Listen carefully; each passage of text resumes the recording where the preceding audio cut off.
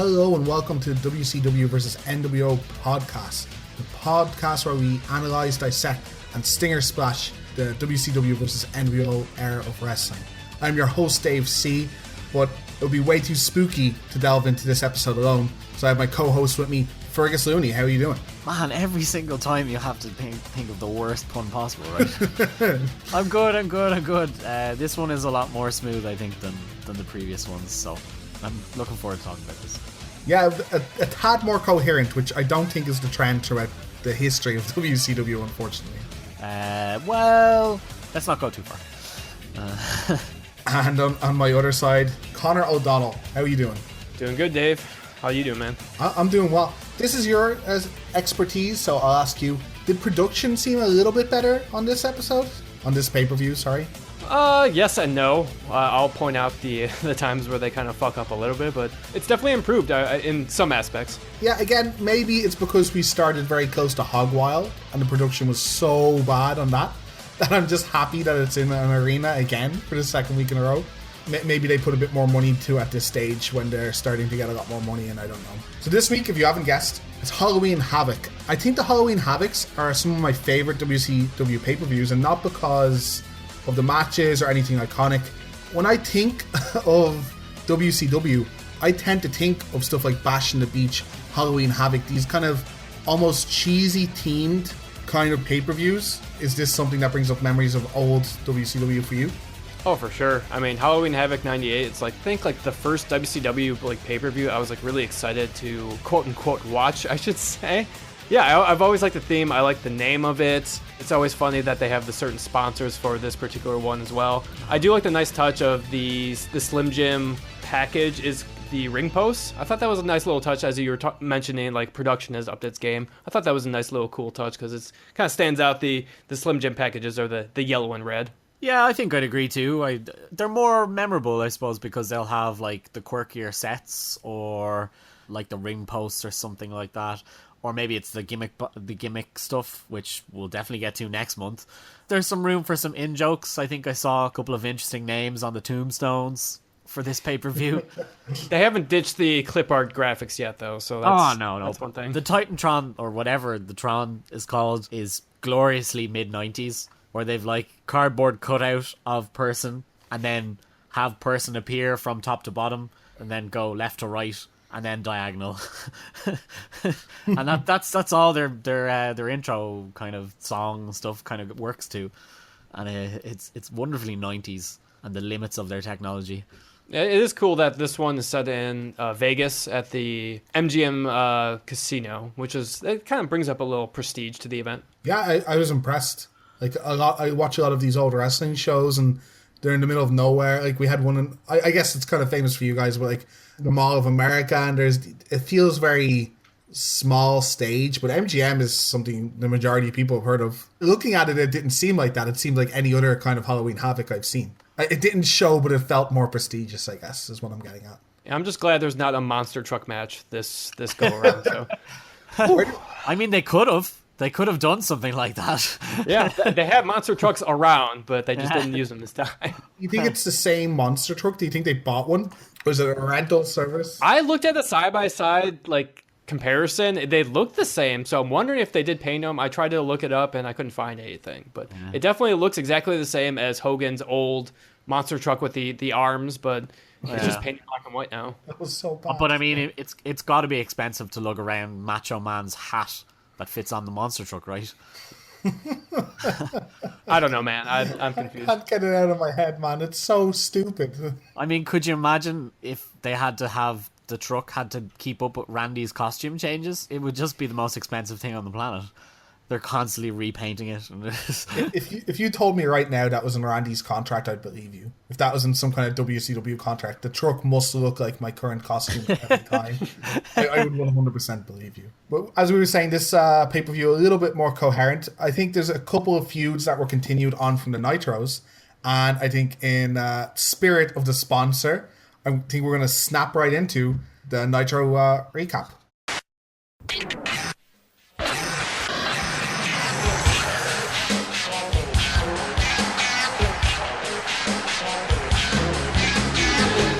Welcome to a new edition of the Nitro Recap. We are live as live can be, chronicling the past month of Monday Night Nitro. Spray paint count keeps climbing at a steady rate. We're at a total of 17 spray paints. I've actually started a spreadsheet to help keep track of this nonsense.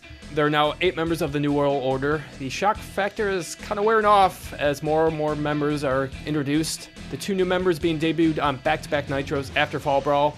First being Six, more well known from his WWF days as the 1-2-3 Kid and X-Pac, but we'll talk about more on him later.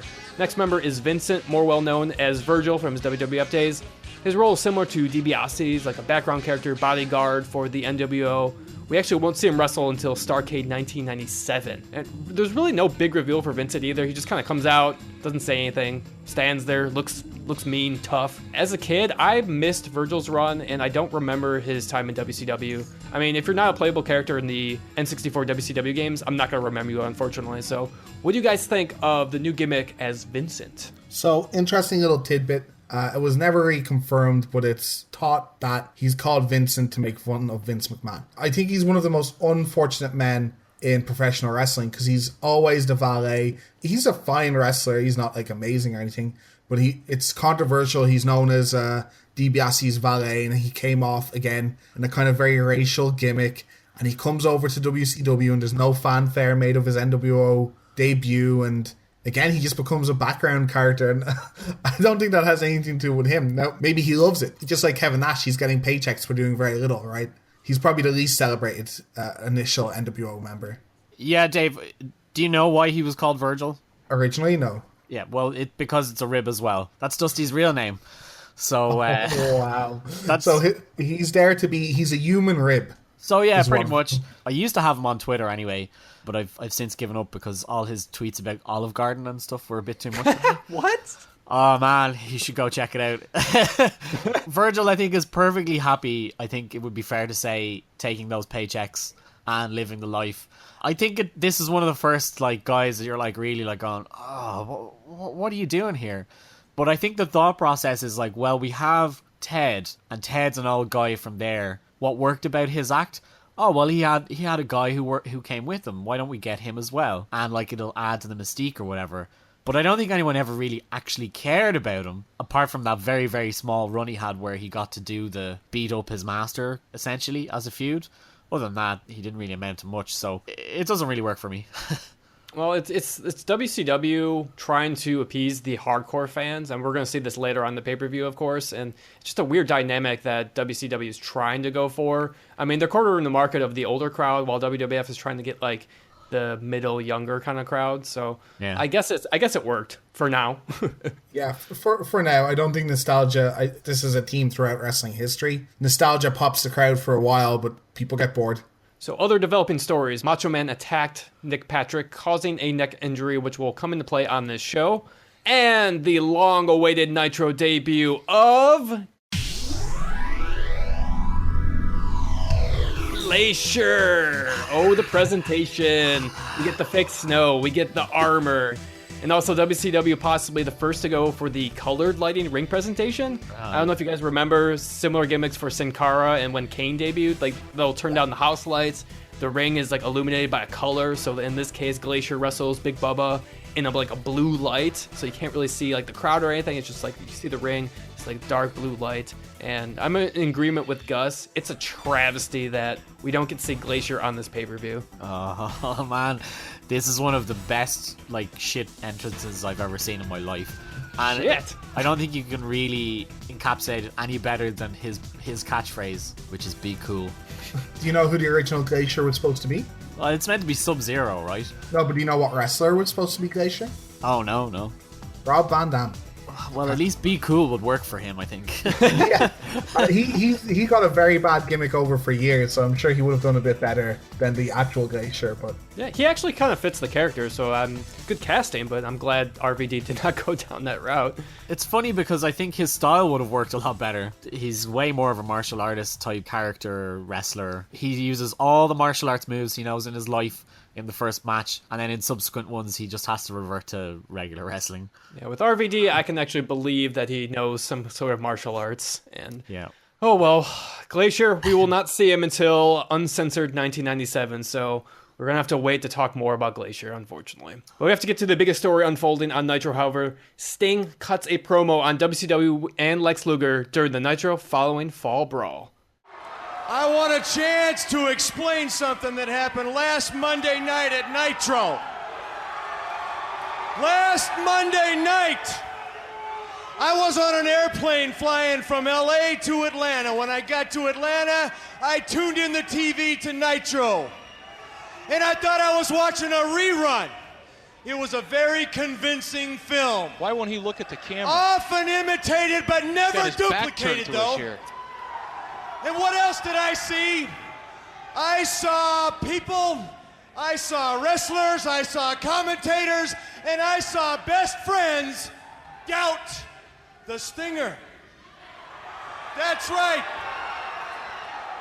Doubted the Stinger. It's like a little So I heard symbolism Lex here. Luger We say, turned our backs on him, I and know I guess where he's he doing it to lives, us. I know where he works out, I'm gonna go get it. So I said to myself, I'll just go into seclusion. I'll wait and see what happens on Saturday night. And I tuned in Saturday night, and what did I see? I saw more of the same, more doubt.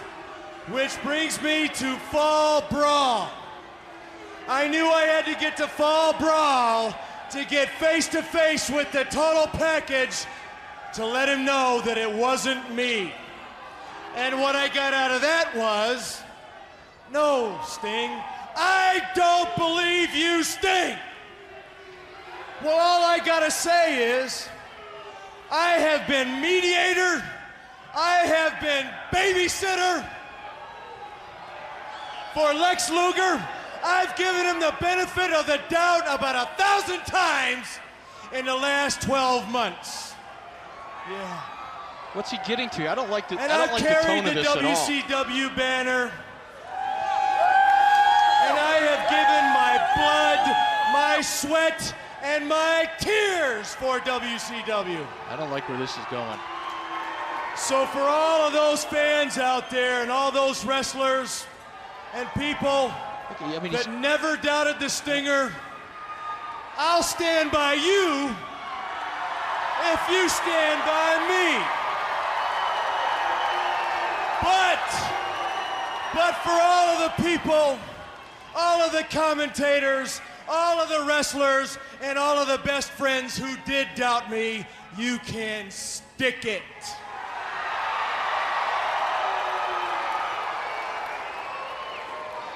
From now on, I consider myself a free agent. But that doesn't mean that you won't see the Stinger. From time to time, I'm gonna pop in when you least expect it. what about tonight? What did he mean? What about tonight?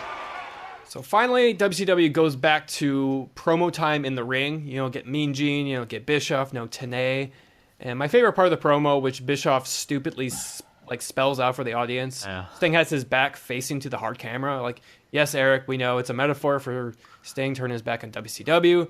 I actually wish wrestlers did this spot more. Yeah, it's I guess a bit of a comment on sometimes I guess wrestlers pretend they're not in a TV show. I guess the kayfabe going a bit too far and knowing this entire gimmick is acknowledging the whole NWO angle in general is that this is a company, it's a TV show first, and someone is trying to kind of take it over and make it their own. So stuff like that is kind of a cool nod to that, I think. I really enjoyed this promo. It made sense. Obviously, Bischoff went way over the top to kind of confirm what's going on. He's talking over Sting too. That's yeah, it's real annoying. But he follows it up and he does disappear. I mean, he does show up once right before the pay-per-view. right. So yeah, a few weeks later, we finally get to see Sting, and he's sporting the black and white makeup. I mean, it's not like full-on established Sting makeup. It's just mainly white, but it's some black. So it's the first time we see him in that kind of makeup. And I don't think we see him in the rafters yet. This is kind of his first appearance since that promo. And he claims he's the free agent. The NWO actually make him an offer. Sting ends up beating up the NWO. Sting claims that this is your cheap ripoff. You get what you pay for, and you can't afford me. So then Sting walks out. NWO don't touch him. And thus, we get the long journey to Starrcade 1997 for the Sting storyline. Is now in full motion. Yeah, I particularly liked his makeup because he totally looks like an Insane Clown Posse member at that point. He just hasn't figured out, like, I need to have more black in the way or whatever it is. It has shades of like old Sting too, like the pattern. Yeah. It was still a little bit of old Sting. Well, yeah, you can see, I don't know if you noticed, but when he comes out, like, he's in all black, except he still has the Stinger pants. So his name is still, like, embroidered on in neon green and pink, which kind of kills the mystique a little bit. Yeah, at least like his demeanor kind of sells the new look though. Oh, totally. And he gets his new catchphrase from this as well. The only thing you know for sure is that nothing's for sure, I think he says that for the first time, and he starts using that a lot. But yeah, he drops that into that promo with the NWO. I actually like the second one just as much. Yeah, I'm looking forward to seeing how that progresses, because, like, I've never really watched it all in one go, and seeing week to week, like, what's he doing? Is he as boring as it makes out, in that, like, he's literally just sitting there, or does he kind of engage a bit more? So Yeah, same. I love how everything has been handled so far though. I think the WCW era is marked a lot by wrestlers kind of going into business for themselves a little bit. So there's talk about, this is the era when wrestlers got guaranteed paychecks, and that's why a lot of people are jumping over to WCW. Sting with one of the finest pieces of business I've ever seen. Hey guys, will you pay me for doing nothing for weeks and weeks and weeks? Yeah, no, that's a good pitch, Sting.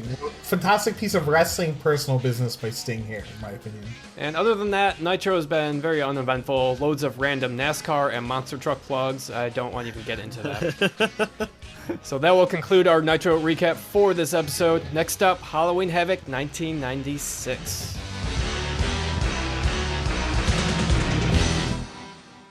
Hogan has betrayed WCW! One singular mistake I ever made We shall rule the wrestling world! was bringing Hulk Hogan into WCW. Ooh, yeah! That is big-headed. Hogan and the rest of you thugs. One of these just sight. They are straight being a little. That's all you are. You thugs. You're seeing the demise of Lex Luger in the hands of the NWO! You want to come in here? You want to try to stop WCW? What are you doing? Alright, what's the deal? This list, you're mine! It is going to stop. No more. Oh yeah!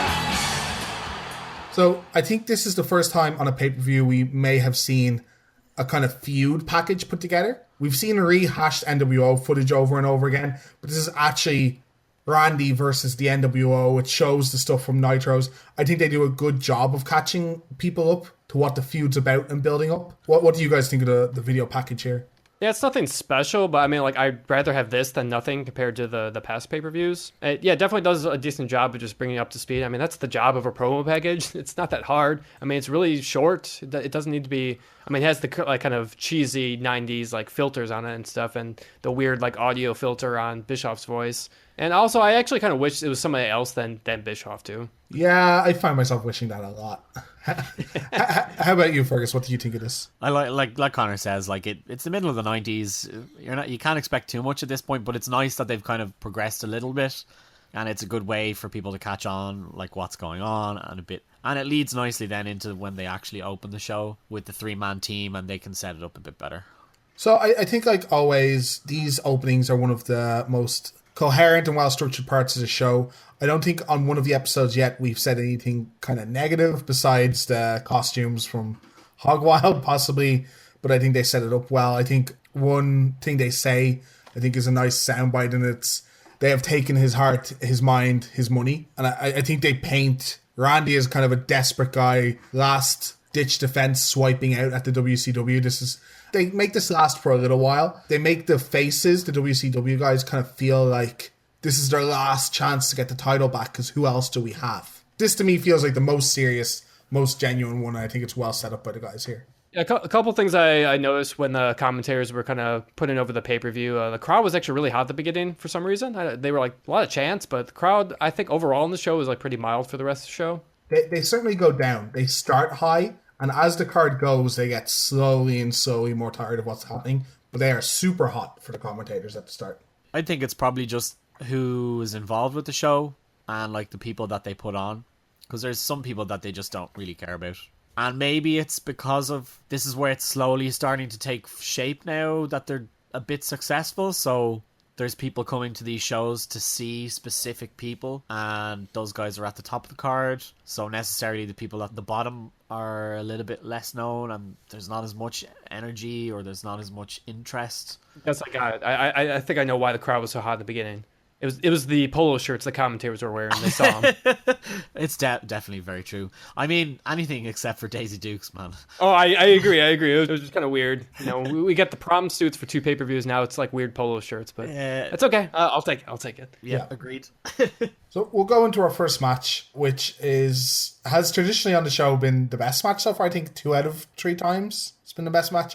But we have Dean versus Rey Mysterio opening up the match for the WCW Cruiserweight Championship. Ray still has it at the moment. And this clocks in about 18 and a half minutes. Conor, would you like to give us a little bit of a backstory? This has been building ever since we start watching. Yeah, it's really cool. They've kind of put this over as an even feud that they've wrestled 4 times before this, and it's been even at 2 in piece. Tenay kind of historically goes through it during the match as he kind of jumps in on commentary. And there's very light build-up. All it really is Dean took Ray's mask, and he's been kind of holding it hostage. He'll wrestle his matches on Nitro. He'll put the mask on the ring post like he does for this match and just kind of point to it. It's just very simple. I want the title. I have your mask. Simple story. It's not much else to it. Yeah, Dean just seems to be just a kind of professional heel. There's not much, as you said, there's not much connecting them in the story besides Dean wants the title and he's willing to do any kind of mind game. Dean's kind of this interesting heel where he never really cheats, but he's very vicious in the ring and he's willing to do a lot outside the ring, a lot of like manipulating to try and get that title shot. A lot of mind games, I guess, is his character. One thing I noticed, such a stupid little note I have here,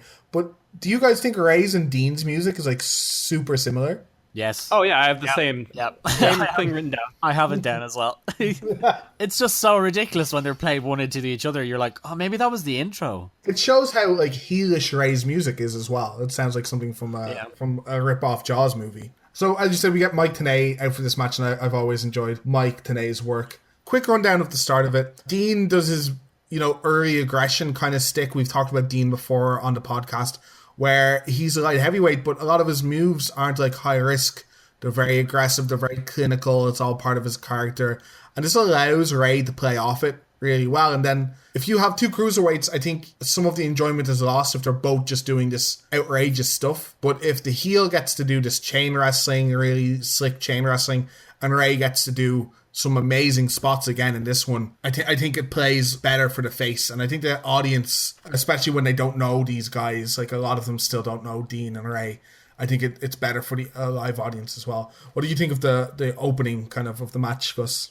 They do miss a couple of things, like there's little missteps at the beginning, like they slip a little or like they miss just the right timing, whatever it is. But as the match progresses, they get into it better. Like you said earlier, Dean is a heel, but he's just a very business-like person. It's not that he's a dick or has done something horrible to like Ray's mother or whatever.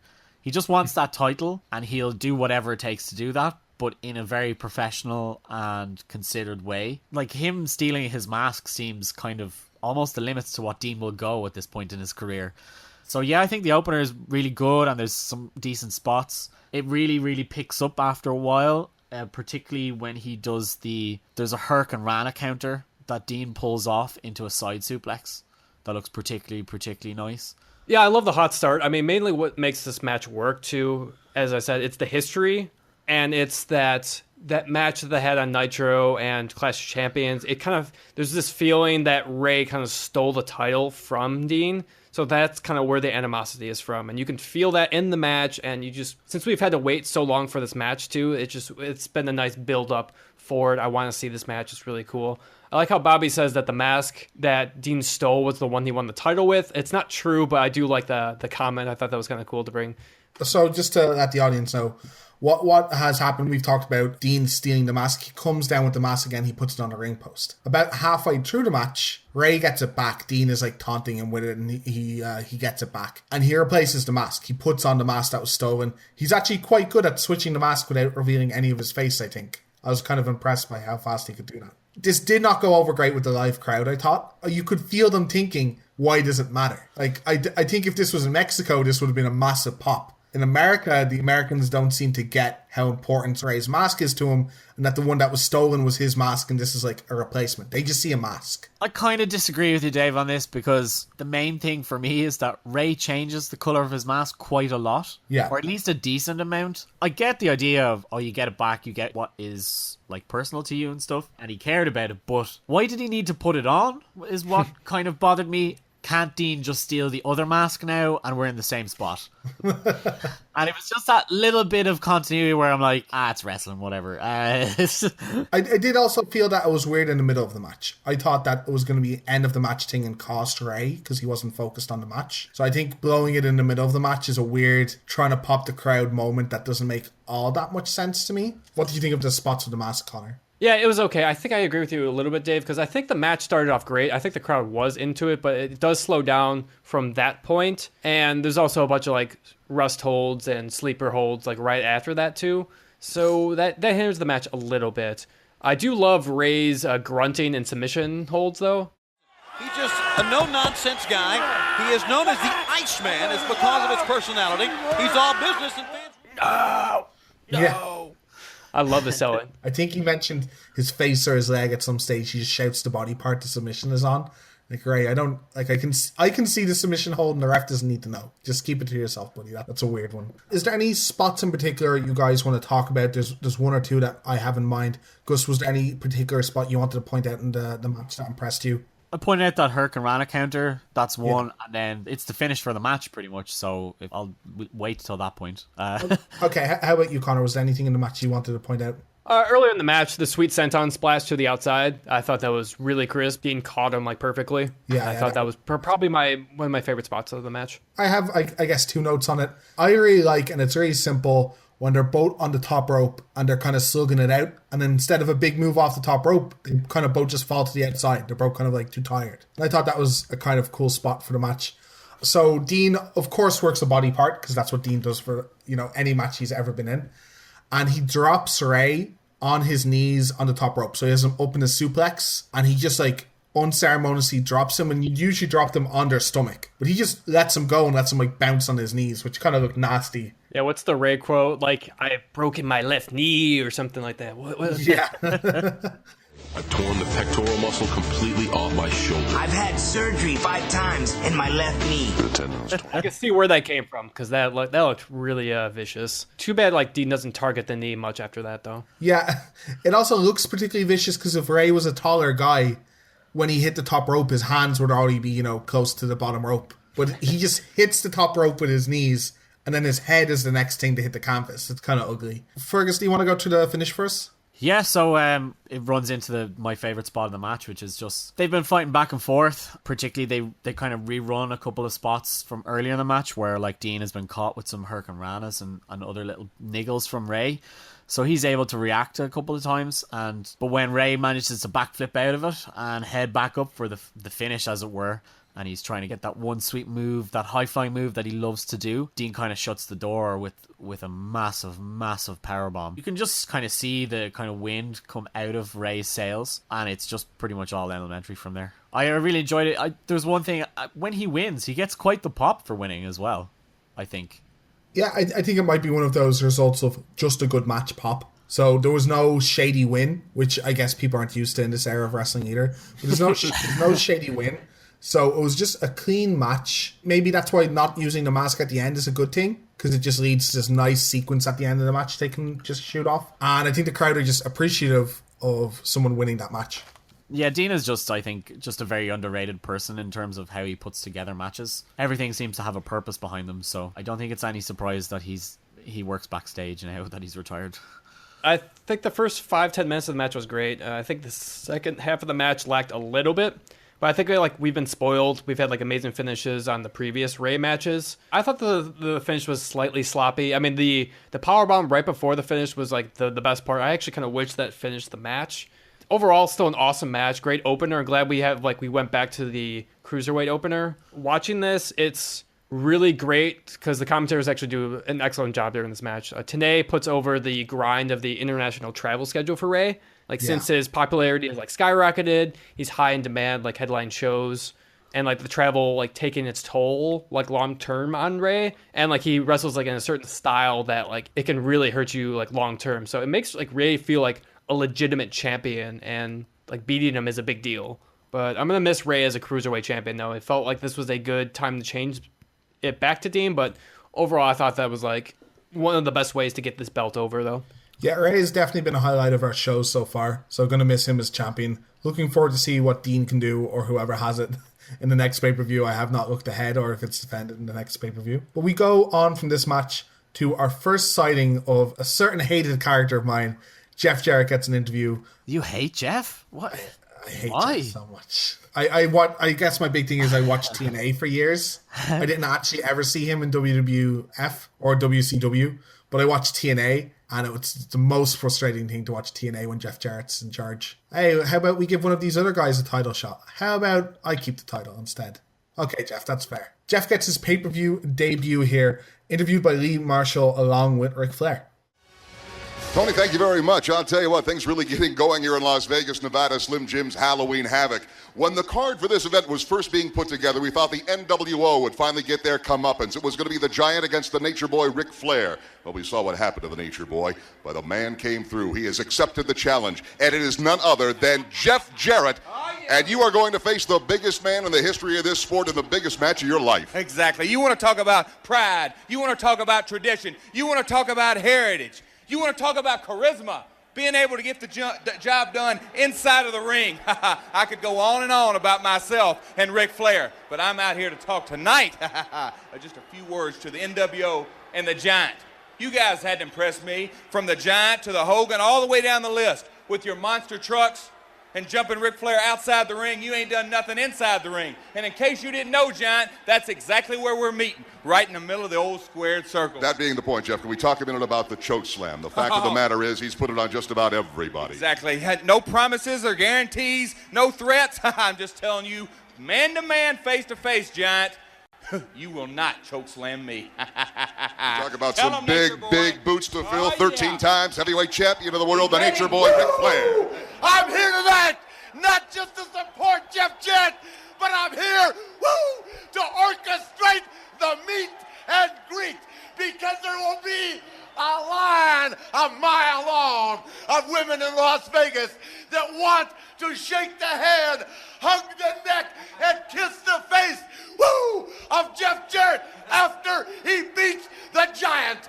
Then, Macho Man, as much as I've despised you, tonight, Macho Man, you and WCW, will walk that aisle. You will style and profile, and you will take the Hulkster and the NWO, all night long. So the first thing that strikes me about a Jeff interview, I don't know if you guys notice this, is the laughs, the fake laugh between words. Yeah, I have that written down. Yep. Oh, it's so bad. At least he's not spelling out his name anymore. Obviously I'm a little bit biased. What are your first impressions of Jeff, Conor? He just never really works as a babyface for me. Like I've sort of liked his heel work. I mean, I've never been a huge Jarrett fan, especially because he's just kind of a Ric Flair light, and Ric Flair kind of overshadows him in this promo. I mean, yeah, it's pretty bad. He is essentially Ric Flair. That's what he's trying to be. If I was WCW, I probably would have kept them apart, to be honest, because he just doesn't have it quite all there. Like, he's basically cut the same promo for the last month now. He shows up on a couple of Nitros, Dave. It bothers me, his ring gear. His ring gear annoys the fuck out of me. I don't understand why you have like a frilled shirt thing that's tied to your tights, and it doesn't work at this time period for sure. No, it really doesn't. He's trying to be like way too white bread, and then he's trying to fit in with the Horsemen all at the same time, and he kind of gets the overarching story of what's going on because he comes in, he's like, I'm pro WCW because these NWO guys don't know the history and they don't follow it, and then he like pimps out a whole bunch of people like Vern Gagne and his dad, of course, all the old territory guys. So it's kind of cool in that way. It makes it a little bit more interesting, but then like Flair is just a better promo guy.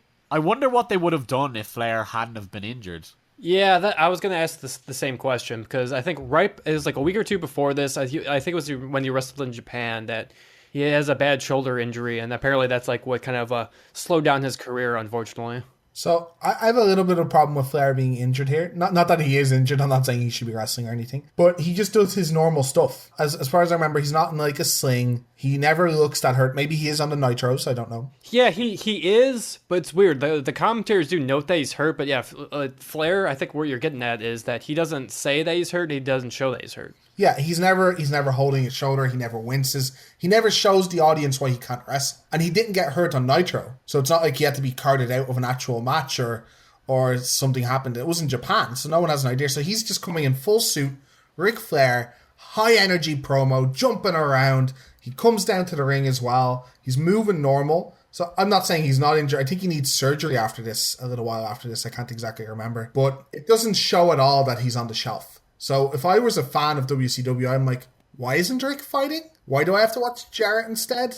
Another little pet peeve from this promo I have, and a lot of wrestlers do this, it's not just Jarrett, it's a very common thing to say. Jarrett says face-to-face, man-to-man, he's going to tell the Giants something, but he's not face-to-face or man-to-man. You're doing it to a TV camera.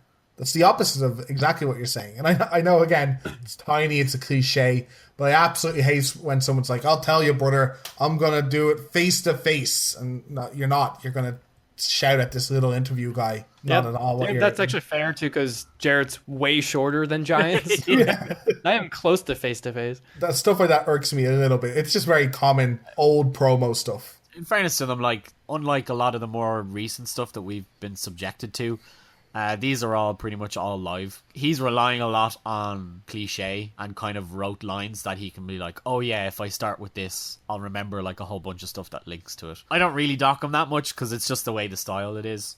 So one quick note I wanted to bring up, I don't know if you guys noticed, but there's no Mean Gene on this pay-per-view, and I don't know if you know, but his contract was up at this point, so we have no Mean Gene for a little bit. Thank God. To be perfectly honest though, Conor, I never even noticed Gene was gone, so I don't know if that's a good or bad thing to say really, but... Okay, so we go from this spectacular interview into our second match of the night. We're getting Eddie Guerrero against Diamond Dallas Page. This gets a bit of time as well, at 13 minutes 40, and it's a continuation of another feud. Again, good continuity going on in this pay-per-view. I'm liking it. Gus, do you want to set up this match a bit for us? Yeah, this is a follow-up of the... they had a match 2 months ago now where Eddie beat DDP for his Battle Bowl ring. DDP has been determined to get it back. And he went through Chavo last month, and now they get their return. So it's pretty reasonable. As far as I can recall, Eddie was away because he was in New Japan playing as Black Tiger in the light heavyweight division. As usual, WCW books incredibly well and thinks far ahead. You were telling us actually something me and Conor didn't know before the podcast, the condition of Eddie going into this match. Yeah, so Eddie, we've all been there. We've gone to work and we've kind of gone, I'm kind of feeling well. And I mean, I know some of us will tough it out. Some of us will go, screw that. I don't like my boss. I'm going to take sick day. But for Eddie, yeah, Eddie had like a really bad fever the day of the pay-per-view. Wrestling being what it is, he just decided to tough it out. So this does colour the match quite a bit. In particular, though, there is a spot later on. It's not a bad spot as well, where Eddie decides to do a plancha to the outside. And in the process, Eddie breaks at least one of his ribs. So to be fair, I have to give props to Eddie where it's due. Eddie really toughs this one out. All things considered, it's a good match when you understand what the background of what state he's in. But as a normal wrestling match, it's not great. Yeah, in my initial notes, I shit all over the match, but until I found out, I'm like, okay, I'll back off a little bit. And I guess, too, with him being sick, I can understand it, too, just because, like, pay-per-views are the big paydays for the wrestlers back in the day. Yeah, for sure. Especially, there's a lot of higher-up guys in this company getting paid a lot, but the low-card guys still are not of note, and they have to bust their ass. So that definitely comes into consideration here.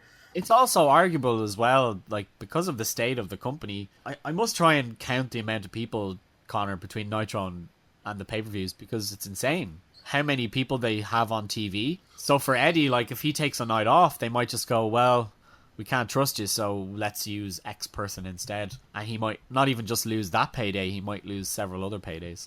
Glacier, you're so close. Man, we could have had that pay-per-view. Oh, damn it. So this is also where we get to see Nick Patrick come out to the ring in a neck brace, full-on neck brace from his injury from Macho. And he sells it more than Kevin Nash has ever sold a wrestling move in his entire life. I love the neck brace. It is awesome. So yeah, Nick Patrick has, it's not like comically big, but it's one of those classic slightly too big neck braces. Means that his chin and the side of his face is kind of scrunched into it a bit. And he's always putting on these faces, like every time he moves, he's in agony. He's selling throughout the whole match. One thing that I didn't notice that actually annoyed me is he doesn't do the pinfalls properly. So usually a ref just like completely dives to the ground and he hits the mat hard, 1, 2, 3, and you get that thud, thud, thud noise.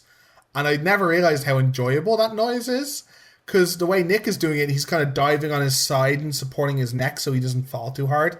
And he very gingerly taps the ground, so it barely makes any noise. That irked me. Did you guys find that at all? Well, he's been doing that his whole career, so I've just been used to that. Yeah, I don't think he's really changed that in particular, Dave. But I love Nick Patrick. Nick Patrick is one of my favorite heels from the beginning of what we've watched, because there's a lovely progression in his character throughout the Nitros. Because this is all the gold you're missing, Dave. You're missing the evil referee promos that you get to watch after a match, where he has to explain his actions and how he's treating it and calling it down the middle. He doesn't have to be wrestling with his, or refereeing with his neck brace. He cares about justice and making sure that everything is done fairly. And then he like cheats for different wrestlers randomly and so on. But like he's gone from being clean shaven to growing a goatee. Then he adds the neck brace, and then at a certain point, I can't pinpoint it exactly, but he adds like an earring to his character as well. What I don't enjoy is the announcers having to constantly rehash the same argument over again, which is he a fair referee or is he not? I'm like, guys, we get it. Like, you don't have to say the same thing every time. Well, they come across as idiots because they never make up their mind. They're always flip-flopping on that. One stage, like, get him, someone come beat him up. Another stage, like, no, that was probably fair. He gets too much attention, unfortunately, in all of this. Yeah. Isn't that kind of weird, though? Like, if I was like WCW, wouldn't you just fire the guy or just tell him not to referee right now? Oh, we can get to that in the final match. We can get that a bit in the final match. I mean, in fairness, like, do you honestly think WCW as a company would dealing with these wrestlers in the first place? I think this can all be solved with one story. Haku worked for the company for a year or something without wrestling because Eric Bischoff was too scared to fire him. And these people are a lot bigger than Haku, so maybe he's too scared to fire the NWO at this stage. But yeah, Nick is the center of a lot of talk by the commentators in this match. Probably as well, as we said, Eddie's injured. It really starts to show late in the match. But I thought the open kind of 2 and 4 in this match is great. Eddie comes in hot, and it's kind of the angle of the match that DDP has been disgracing Eddie's family. DDP has hidden the ring, so technically Eddie owns it, and DDP has stolen it back, but doesn't. It's like a title. He doesn't own it, and DDP keeps saying he hasn't seen it. So Eddie comes in hot, goes after him. After a while, tables are turned. There's a bit of a weird spot where DDP has the upper hand on the outside, and he keeps shouting at Eddie, "Get up, girlfriend." What does that even mean? I think DDP is just kind of like trying to figure out something to get the crowd interested.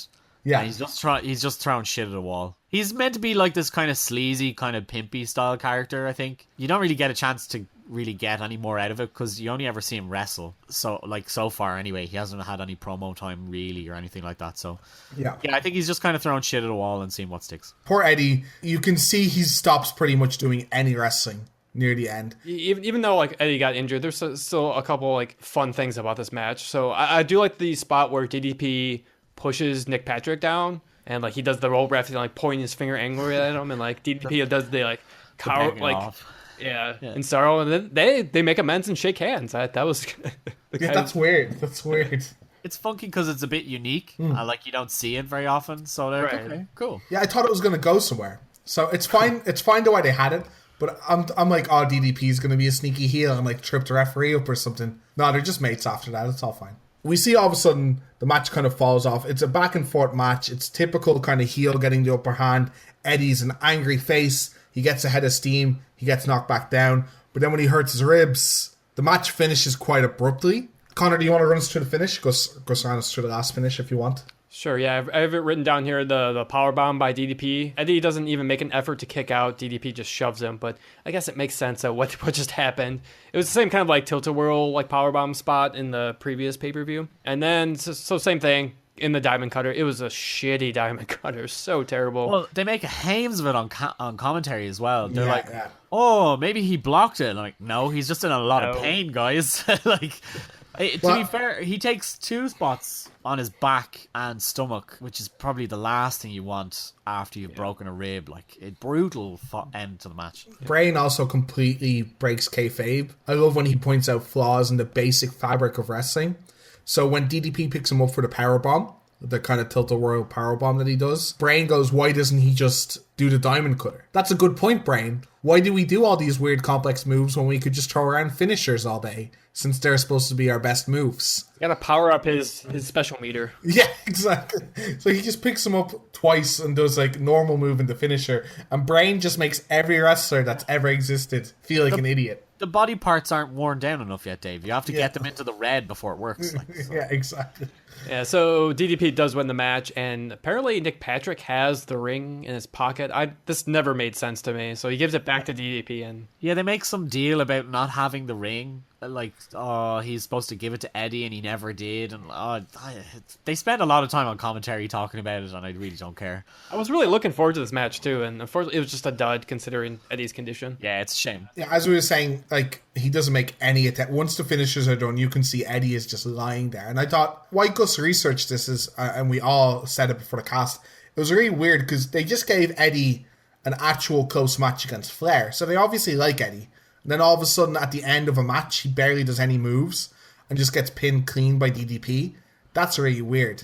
And I can tell you that's probably not supposed to be a finish of the match at all. Eddie looked really limp at the end and barely got any offense in for the last 5 minutes of the match. And it's just because he's in incredible pain. So that kind of sucks. I feel like this could have been a good match. Yeah, it's a bit of a letdown, but all things considered, it's fine, I guess. Fine is actually an understatement. It's a bit of a miracle. I think if any of us tried to wrestle on a fever, we'd probably pass out. So. Yeah, you can also see it. Like, the first 5 minutes is a fine average match, and I'm like, okay, they're warming up. This is going to be great, and then it goes nowhere because Eddie should have died. Next, we go into our Macho Man Monster Truck Slim Jim's giveaway. I don't know how else to describe this. You forgot sweepstakes. That's what Sweepstakes, damn it. Essentially, it's just a raffle for a monster truck. Mike Tenay presents it. Macho Man comes in. He breaks open a giant, plastic Slim Jim. Is that what that's supposed to be? Yeah. He snaps it, Dave, though. Make sure he snaps. And I had the name noted down, but I've missed it. Joan McCallick? McCallick. I hope she got that monster truck. Also, I hope she got that date with Randy Savage. Because he basically asks her for a date in the middle of his promo. It's really weird. He's like, yeah, come pick me up with your monster truck and stuff. I'm like, this is so weird for a character that's in despair, emotional distress, and then we see this. I was like, what is this? This annoyed the fuck out of me. Dave, I'll do the proper intro to the feud for Randy and Hogan when we get to the match. But let's just say this promo is so out of context. Yeah. With the last time you see Randy Savage, it's so painful. Well, even the opening segment, the opening vignette of the pay-per-view is how Macho is a shell of a man because of what the NWO was doing. And now he's just jumping all over the place and asking women he doesn't even know out on dates in monster trucks. In his branded gear, let's not forget. Yeah, this is a bizarre segment, and I recommend if you're going to watch if you're going to watch any pay-per-view, any part of the pay-per-view, to watch this.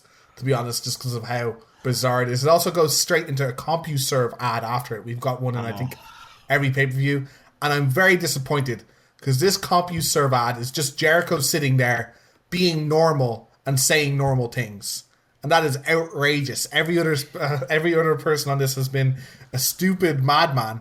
We can remember Rick Steiner mashing at a keyboard like he's never seen one before. Like he's a dog that's been allowed to use a computer for a first time. Jericho's just answering fan questions with a normal guy. That he doesn't even threaten him. Why isn't a wrestler threatening a normal person? Isn't that what they do in these things? Dave, you're going deep on the CompuServe. Yeah, Jesus. They're just trying to get their sponsors out of the way, man. Way too normal. I can't wait to see who the next CompuServe rep is. Jericho, bad job. Thumbs down. They have one of the first internet cast things, though, doesn't it, Conor? Yeah, I wasn't sure like what this was. I heard like WCW used to do this or something like that, and I tried to do more research on this. I couldn't find it. Hopefully, maybe more on next episode. As far as I know, it's like a radio cast, but they had to start advertising that better because I think the way they advertised it before, it made it sound like you could see the matches, and then people would like buy it. Like, why can't I see the matches? Why is this like commentary that just gets cut off every now and again? So many years before its time.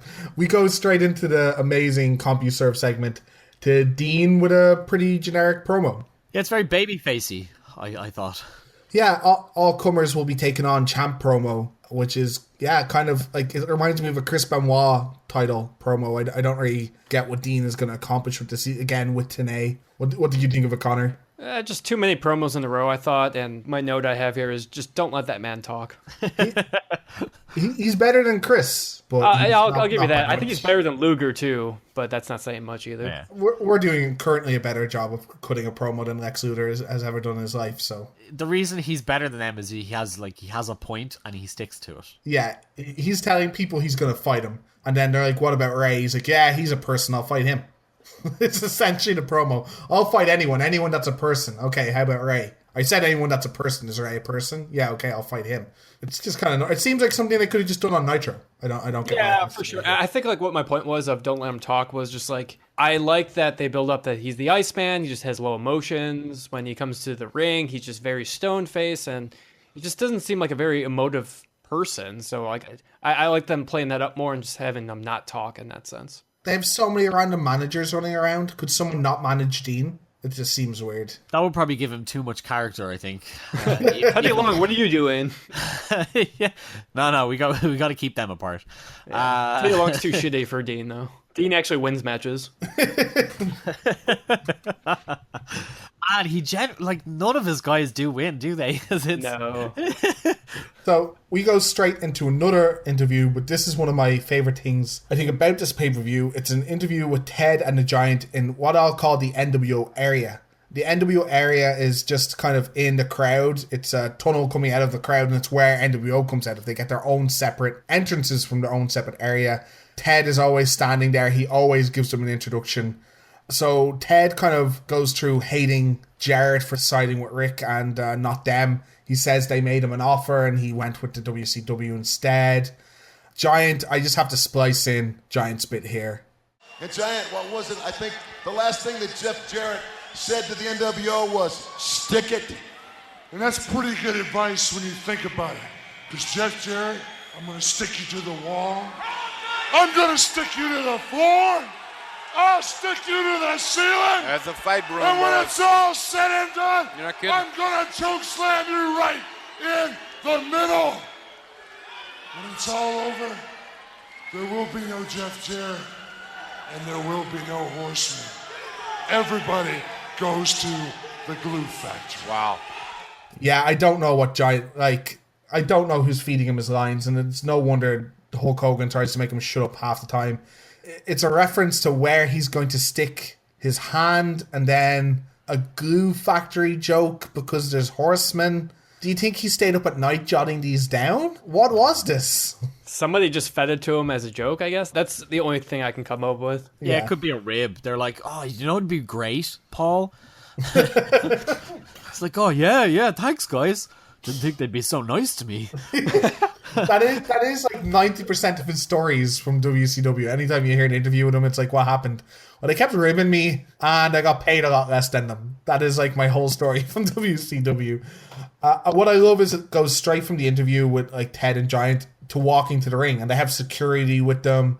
It makes them feel a bit like they're in danger because the commentary talk a lot about them going straight from the arena home. They're just going to leave, which of course doesn't end up happening to anyone. But that is what they keep saying. So I thought this was really cool and like probably the best thing that's happened in the pay-per-view so far. I did love this just because Giant, he looks even bigger when he's coming through the crowd just because he sticks out so much. Yeah, he really does. This is also what solidifies Rick's injury story because Ted DiBiase talks about putting him, on the shelf and stuff like that, and this is what they've done to Rick. Yet again, Rick has just been wooing and strutting backstage 2 minutes ago, so he doesn't seem too distraught by the whole situation. So also the belt, you want to mention the belt? Yeah, I was going to mention that because I was going to ask you, Conor, did you cop that he stole the belt when on Nitro? They don't explain it because they don't explain it at all. It's literally once I thought of it, it's he takes the belt. Like, it does happen. He takes the belt when they beat him down in the backstage area, and I think that's meant to be the explanation for why Rick is injured.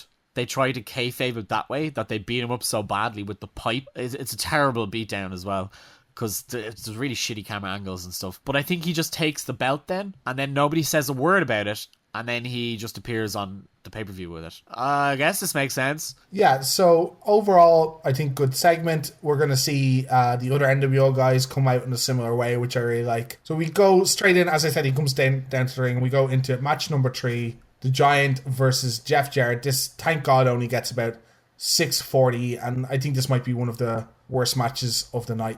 Yep. I actually didn't think it was that bad. I mean, it's definitely not great. So what do you guys think of his music? Awful. Yeah, not great. Straight up awful. At least it's not as bland as, say, somebody like Jericho, but... I think I'd rather listen to Jericho's. Yeah, Jericho's is great. I'm driving around. We're not going to get back. Driving around, my partner's not shot yet. I don't have to go on a rampage to avenge his death. 80s cop movie. It's fantastic. Sure. Yeah, I mean, this match doesn't really work. I mean, it's basically heel versus heel. And, I mean, the crowd, they're not giving Jarrett anything. He tries to strut, they just boo him. I hate his strut. He does like the peace sign strut. Why is he throwing peace signs all the time? Because, Dave, he's a Ric Flair ripoff, and he can't do the exact same thing, because then it'd be really obvious. So him and Rick exchanging struts just like shows you how bad JJ's strut is compared to Rick's, like just how much of a bad ripoff he is. So I think the match actually starts off like it should, with Rick and Jarrett kind of taunting Giant and running around him. And then he tries to just fight Giant straight up and looks like an idiot and just gets thrown about. And he also just keeps trying normal moves like power slams. Like, he's not Hulk Hogan, he's not Randy Savage. Jeff Jarrett doesn't look big. Why is he trying to power slam him? Yeah, I wanted to mention that because this is the first time we've seen Giant wrestle somebody this small. Like, Jarrett looks super tiny compared to Giant. Yeah. Giant just like easily tosses him around. There's one bit where he does a headlock, and it really genuinely looks like he might throw him out of the ring when he pushes him off, because he's just not used to the weight differential. He's like, oh, sorry about that. Yeah, even when he does a kick up at one stage where he does the classic big guy, I'll throw you off instead of kicking up. And it looks like he's about to go off, like over the top rope out of the ring. Young Paul White, man, he's an impressive athlete. Like, again, I give him a lot of credit because I don't think he was taught to wrestle as a big guy for years. Like, he's talked about that in interviews later, where until he faces Stone Cold in WWF, no one taught him to be a giant. No one taught him to be a monster. They just taught him how to wrestle. But he's a stupid athlete. Like, he is stupid strong at this stage in his career, and it really comes across in some of these matches. At least the big small dynamic, like, made some moves like that are normally boring a little bit more exciting, because, like, I normally hate bear hugs, but it just looks a little bit better since his feet is off the ground just because he's so short. Yeah, this is what I picture it must have been like to originally watch Andre. Mm-hmm. That kind of size different. Like, Jarrett is a small wrestler, is a very small wrestler. It's like when Giant stands next to fans. You're like, oh my God, he's actually a sideshow. You know what I mean? I can see why these guys in the past, like Andre, made so much money in the territories, because that is something to behold. I don't know if WCW is expecting Jarrett to get like huge crowd reactions out of this, because I mean we see NWO chants. Jarrett like eventually gets like a top rope like crossbody to get Giant off his feet, and like the crowd just like, we don't give a shit. They don't care at all. The Giant is actually, I think, quite over. If you listen to later in the pay-per-view when Giant does some other stuff, you can hear the crowd just going, he's the man, don't mess with like Giant. People actually like him a lot, and that's why we were angry before at his treatment. But some bizarre kind of spots in this match. So Flair just runs in with a chair randomly, but he doesn't use it and just leaves the ring. And then later on, I think Flair obviously feels the crowd aren't getting behind Jarrett, so he grabs the mic and just starts shouting at Jeff to try and get him fired up and wooing and stuff. He just gets the mic middle of the match, starts screaming into it, and then the audience get into it because they love Flair. The minute Flair puts down the mic, they're just all for Giant again. Flair's being desperate at that point. Totally. I'd agree also on that point is there's a big uptick in NWO shirts in the crowd. Like, it's really noticeable. So there's also that to play into. But this match is meh. It's very limited in what they can do. Paul isn't very experienced. And I really don't like Jarrett as a wrestler, so... No, Jarrett is also just a very limited wrestler. Like, later on in his career and when he's in WWE, he has some charisma, so he can work crowds and he can get a lot of boos, but you pointed out earlier that he's just not a great face and he doesn't know how to get cheered very well beyond very normal stuff. So I'll run through the finish anyway. They're on the outside. Jarrett locks in a figure four because anyone that's ever worked with Flair has to use the figure four. Anyone that's ever been closely associated with him. This is kind of cool. Giant just reaches over, grabs his neck, stands up and goes to choke slam him, but Flair runs in from behind, low blows. We get the disqualification and Giant kind of just walks out. The Four Horsemen celebrate as if they had just won the World Championship. It's really weird. You missed a very key part, Dave, yeah. They missed him doing the low blow on camera. Oh, yeah. You do not see that low blow until the replay. You just see, like, all the commentators react and, like, they're going to kind of go, oh! And I'm like, I assume Flair did something, but I didn't see it. It's kind of weird, and it's kind of weird for Flair to get involved like that, and then Giant just walk off. I thought maybe this might lead to a big beatdown of Giant and maybe some kind of brawl with a couple of NWO members. No, he just walks off because he's technically won, which makes the face look like morons.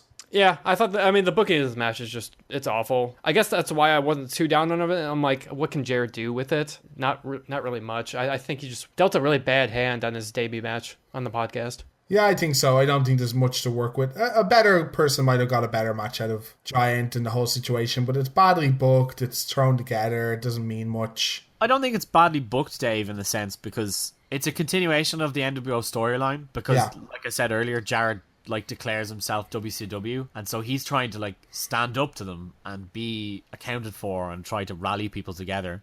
I'll give him that, like, the Giant is a little bit better used this pay-per-view than the last one, because I thought they did a horrible job with him, but he still doesn't really come across as like a big deal within that group. And I think what the problem with it is, like, he's just coming into WCW. I mean, Jarrett's not really a WCW guy, right? No. Yeah, I think that's like what ruins it for me. I mean, it works with Flair just because Flair has the history. The territory stuff, it doesn't really matter to me. It doesn't really matter to WCW, so that's why I said the booking really doesn't work. Yeah, that's fair. It makes sense to me because they're trying to portray the NWO essentially as WWF. So I think that's what they're trying to get at, and maybe it's just a bit too smart for its own good. Yeah, I get Makes you. sense.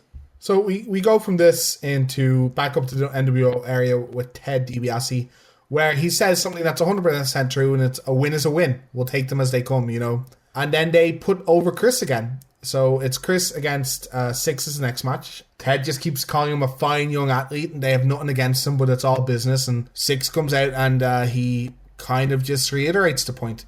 This is the first time we see Six, and why don't you tell us a bit about him, Gus? So Six is better known as Sean Waltman. So he'd go on to be X-Pac in the later years. That's probably where most people know him. He gets his break in, I want to say, 93 with WWF at the time, and they bring him in as this super jobber, essentially. He's just called the Kid, I think, when he first arrives, and he gets this match on Monday Night Raw with Razor Ramon, because back then they used to still do all those jobber matches on their main shows quite regularly. He manages to steal a victory off of Razor, who's like a big deal at the time. He's like had just been the Intercontinental Champion, I think. And he's beaten by this guy who's like nobody expects to win. So then he gets all a bit of buzz out of it, and he turns himself into the 1-2-3 Kid. And yeah, he kind of is, he's there for a couple of years, and then I think he just leaves. I don't think there's any real big fanfare for why he leaves WWF. It's not like they treat him badly or he treats them like he just kind of decides to go. I guess he's kind of a WWF import in a way, but it's much more of a loose connection, and he proceeds to cut a very, very poor promo, I think. Yeah, he just repeats what Ted says, essentially. Jericho, you're a fine young athlete, nothing against you. Yeah, that's just what your manager said. Yeah, one distinction, he does say the NWO will claim the Cruiserweight title, so one thing, I guess. Yeah, that is true. And we get they get walked down with guards again. Love it. From the NWO area, straight to the ring. We go straight into the match. Hold on, Dave. I actually didn't like this. I want to note. I have noted that it's less impressive since X-Pac is so small. I'm going to call him X-Pac from now on. X-Pac is my boy. He's always been like my boy. He's my boy stable like for my whole life. So yeah. Gus, going back to the 1-2-3 Kid, I wanted to ask, did he have the same like karate stuff? Yes. He did. Yeah, a bit more high flying as well. It is very similar. Yeah, I did finally find out why he's called Six as well, because I never knew. because Why is he called Six? he's the sixth member. That's it. Oh, Yeah, wow. he's technically the sixth member. I count the NWO Sting as the sixth member. So come on, WCW. Hope somebody got fired for that one. Kind of name. What's your name? We don't have time. You're number 6. Can I spell it cool? Yeah, okay, whatever. You do what you want. I can't remember if I told the story on the cast before. I might have, so edit it out if I did. But you know that apparently X-Pac was the one to come up with Too Sweet? So apparently it's like a gang sign from, I want to say, Russia. And X-Pac saw some guys doing it and thought it was really cool. So he just starts doing it for shows. And then the whole clique kind of picked up on it. So apparently X-Pac is, the one to come up with Too Sweet. Yeah, Dave, Xbox the fucking shit. Back off my boy. Wolf kisses. Why are these wolves kissing all the time? That's all I could see while I was a kid. I'm like, why are they making wolves kiss? Anyway, we go straight into their match, which is Chris Jericho versus Six. We're seeing Six first time on this pay-per-view, first time watching him wrestle. Has he wrestled on one of the Nitros yet? Yes, it was like the Nitro that the NWO like took over Nitro, kind of a match, but like NWO was just kind of having like funny jobber matches. Yeah. That was when like the Giant was like the ring announcer too. So it was kind of it was a decent Nitro. Okay. It's a decent match, I think. Some nice early exchanges. I've never been a fan of Six's kind of faux Bruce Lee kind of movements he does sometimes. The whoa. Yeah, that kind of stuff. I've never been a big fan of that. But I know other people are. That's just like nitpicky. Of note as well, the Dungeon of Doom are in the crowd and the commentators show that. Yeah, what the hell is Sullivan wearing? It's like a suit jacket and a collared shirt. Yeah, this is the Dungeon of Doom. What is this? It's awkward. And like the Dungeon of Doom have such weird members. So it's Conan and Sullivan. And then like it's Big Bubba in the background. I didn't even know he was still in the Dungeon of Doom at this stage. I thought he might have been gone after our first pay-per-view. And, nice touch. They're commenting, maybe they're here to protect Jericho. Because maybe they're, pro WCW, which, spoilers, does not end up being the case. The quickest way to kind of judge if somebody is in the dungeon, Dave, by the way, is if Jimmy Hart's their manager. Yeah, pretty much. Do they have any monsters anymore? Faces of Fear is like the most dungeoning characters. I do love Faces of Fear. Faces of Fear are just legit scary people, opposed to someone in a leprechaun costume, though. Well, yeah, I think the leprechaun at this point it got dropped immediately because I think people were obviously complaining about it. Well, he has not been on TV, that's for sure. Yeah.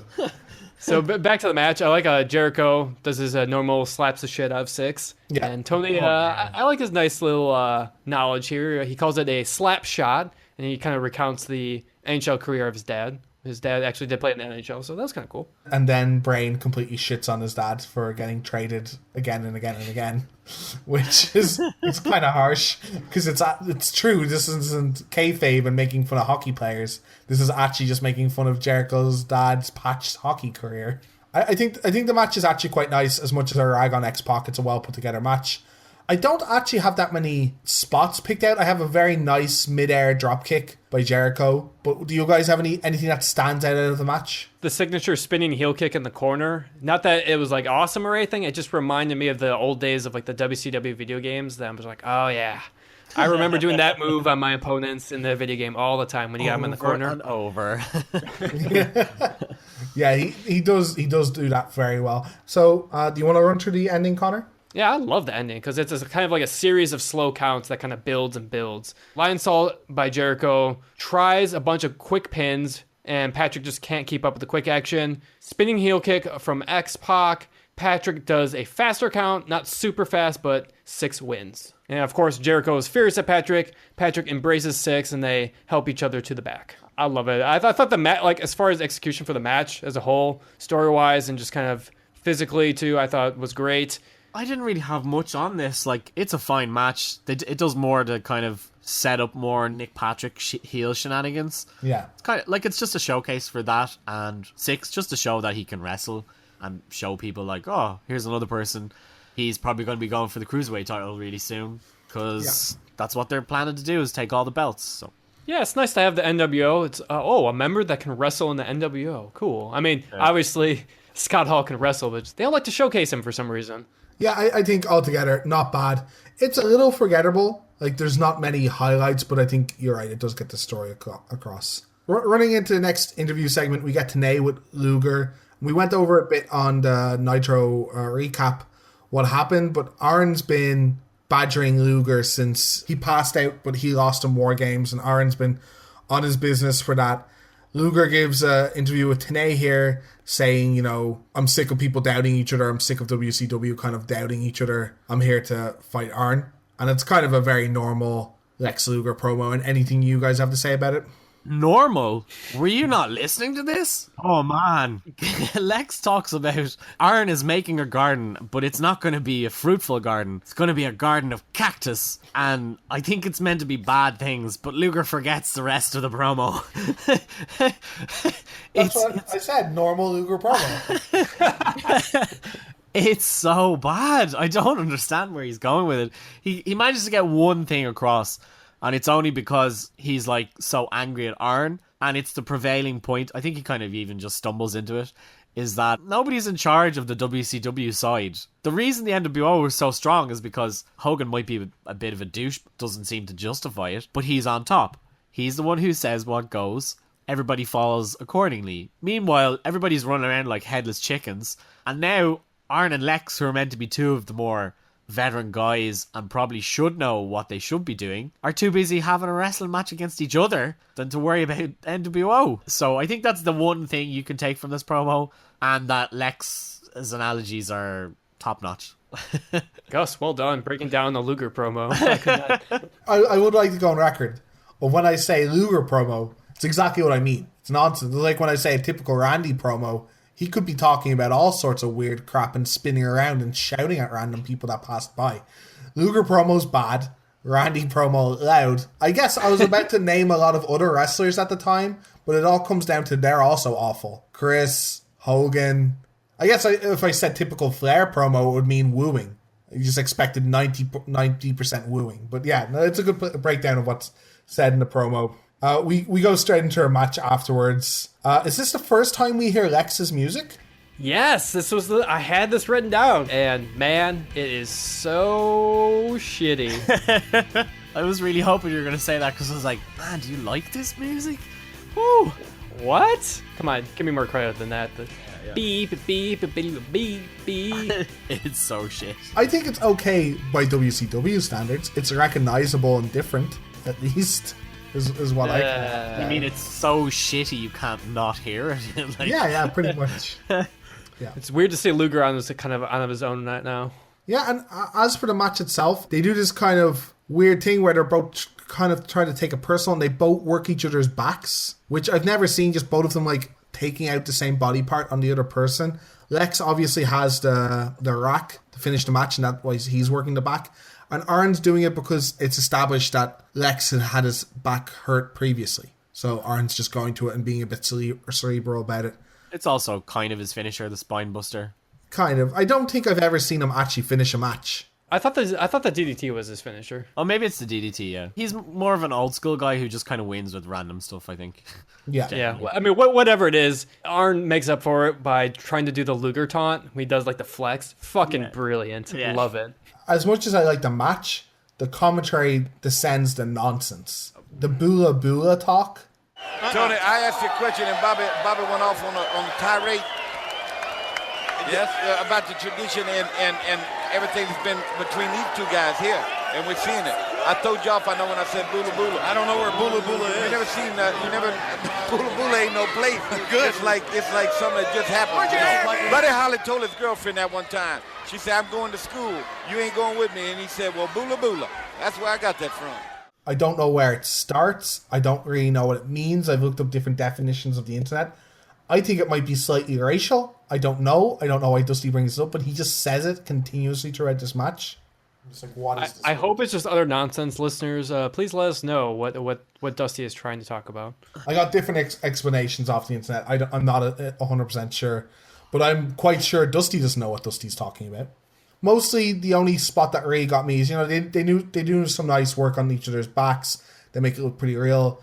Arn's spinebuster, I'll point it out in every match I see it. One of the most fine spinebusters I've seen in the business. Anything that sticks out to you guys particular in the match?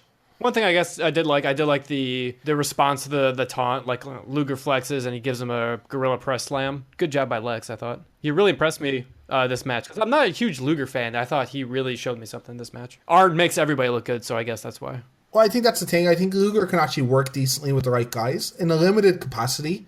WWF tried to push him so much and he never came across. But I do remember some of his WCW stuff just being decent. And I think Luger does some good stuff in the company. This is like probably the second best match on the card, maybe.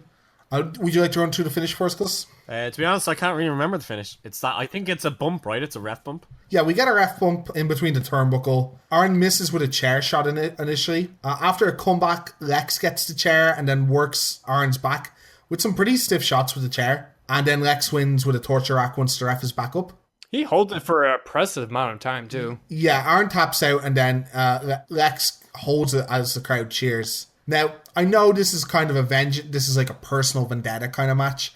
But I never like the face holding the hold that's injuring someone. I don't know. I mean, again, it plays into what happens immediately afterwards. He hasn't really had any sort of like give or take with Arn. Arn has just been kind of catching him when he's off guard and stuff. So this is really the first time he gets a chance to get his own back. So I don't know. It's fine. It's not like he runs him over or anything. So I think it's all right. Like it's just like, don't you forget about what happens. Like you'll remember this for a while because I made sure to beat you kind of thing. So one point I forgot to put across. The Dungeon is still in the crowd for this one, and through the match is cheering to rock him, Lex, rock him, and then they cheer and applaud when Arn taps out. So when you have the bad guys cheering for a good guy that's making a tweener submit, I don't know who's a good guy anymore. Well, Dave, I mean, Luger's been like throughout the whole year. Lex has been kind of been tweener-ish as well. Fair. He was actually in the Dungeon, sorta, at one point. Even I think it was the Halloween Havoc the year before where he kind of turned. So there's at least a history. I mean, obviously, it's so weird to cut back to Kevin Sullivan and tell him to rack him. I don't know why they're there. I mean, it comes into play for the next match. But yeah, for the other matches, I don't know why they're cutting to him at all. I thought it was fine. It just, all the WCW guys, they're just pissed off. They're frustrated. Boiling over, yeah. Boiling over. Luger doesn't know what to do anymore. He's kind of mentally just kind of spent. He's just gone through a lot of different things with either the Horsemen, Sting, and the Dungeon. So it is weird to have a face have like a kind of devastating submission move. But in this feud, I loved it. Probably the stretcher spot, bringing Arn on a stretcher is kind of probably too far. I don't think it really needs to go that far. I think he's only stretchered for the next match. I think that's all it is. Yeah, that does make some sense. I do give the match a decent rating. I love Arn, and I think Lex does a good job in the match. Yeah, it's solid. It's a solid match. I mean, if this is like a good archetype of like a grudge feud type match, I think this is a good example of this kind of match. I mean, there's barely any near falls in the match. I noticed they're just trying to hit the crap out of each other. So love it. Yeah. So next we go to Lee Marshall again, our favorite Tiger, backstage. He reminds us that Sting isn't here, but we could call the hotline to find out where Sting is. That's a lie. We get an interview segment with Harlem Heat here. This interview isn't great. I like Booker's bit. I think Booker comes across as like always abrupt and tough in these interviews, but everyone else involved in it is just superfluous, I think. What do you think of it, Conor? It's pretty much the same I have written down. I love how he tells Lee to shut up. And yeah. Calling the outsiders wannabe thugs that's kind of like a theme in the pay-per-view. Bischoff is just calling them thugs, I guess, how to describe them, of the guys that you hate, whatever. This feud's kind of weird, though. The build-up has been definitely weird for it, and we'll go into it once we get into the match, actually. Yeah, we can talk about it a bit, because they're not the next match. The next match we get is Steve McMichael and Chris Benoit representing the Horsemen with Woman and Deborah against the Faces of Fear. This is the first time we actually see the Faces of Fear representing the Dungeon of Doom on our pay-per-view. They've been on the pre-card, I think, of a couple of them, but they haven't actually been on the pay-per-view yet. And this gets about 9.5 minutes. You're missing out again, Dave, because these guys are on Nitro a lot.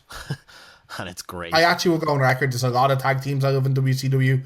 I think Faces of Fear are great. I don't know if I'd call them a great tag team. At least 80% of my love is because of Meng. Meng, for the viewers that maybe haven't heard that name before, is Haku. And Haku maybe is the scariest wrestler of all time. Not because of stuff he does in the ring. Apparently in the ring, very nice guy to work with, not very stiff at all. But just every story you hear about a wrestler being tough and beating up a bunch of Marines because they said that wrestling was fake is just Haku. And on top of that, Haku gets people saying racial slurs to him in bars, where he then breaks every bone in their body. So he is by far, the general sentiment is he's like one of the toughest wrestler of all time, and there's a lot of like cool stories to hear about him. So we come into the match. This is, again, a kind of continuation of a feud. The Dungeon of Doom and the Horseman feud has kind of been on the back burner. So it's not the main thing happening anymore. They're still kind of resolving it. But the NWO has taken front and center for everything. But now that neither of them are fighting any kind of NWO members, we get this match. Conor, what do you think of the match? I was actually pleasantly surprised by it. As Gus said, Face of Fear, they're on Nitro a bunch. So same thing with Mongo. Like we haven't really seen him since Bash at the Beach. I don't think he has really much action on Nitros as well. So no, he really doesn't. So it was a good time to get everybody involved with something. I mean, obviously Benoit is kind of the workhorse of the company, so he's always going to be involved. But I did love the dynamic of Mongo and Mang facing off. The sumo spot, I got a kick out of that. That was kind of fun. Tried to shove into each other. Mang actually wins the sumo battle. Yeah, he's actually, I think both of them are trained sumos. Both of the Faces of Fear are actually trained sumo wrestlers. Really? Huh. You were talking about the sumo spot, so we get I think it's Mang versus Michaels for the sumo spot. It's like sumo versus American wrestling stance, football stance. And then later, he wins the sumo spot, and later Michaels wins the football spot by chop blocking him. And while this is going on, Dusty says this. Oh, yeah. Oh! Yeah. Chop block. Yeah, take that sumo. Take that sushi back home. Again. So a lot of just cultural sensitivity there out of the commentary team. Because, of course, there's an American football player and someone that might be foreign in the ring. We know who the American commentary team are cheering for. Yeah, what I was most surprised with, too, was the awesome teamwork by Faces of Fear. So probably like the spot of the night probably for me is... So Mang body drops Benoit, and Barbarian catches him in midair, midair power bombs him. Holy crap. It's such a good move. It's weird seeing the heels, do a sweet team-up spot like that, though. That is one of the more impressive double team moves I've seen, even in modern wrestling. People have double team finishes that are less impressive than this random spot that these guys did in the match. I thought that was so cool. Benoit takes so much damage from them in this match. So Benoit does the stupidest thing you can ever do to a Samoan or Tongan wrestler. You headbutt them. And it's this weird kayfabe thing that Islanders can't be headbutted, and it just always hurts your head instead. And that's exactly what happens. He tries to headbutt one of them, and then he goes down. He gets this back body drop into a powerbomb done to him. He gets a double diving headbutt.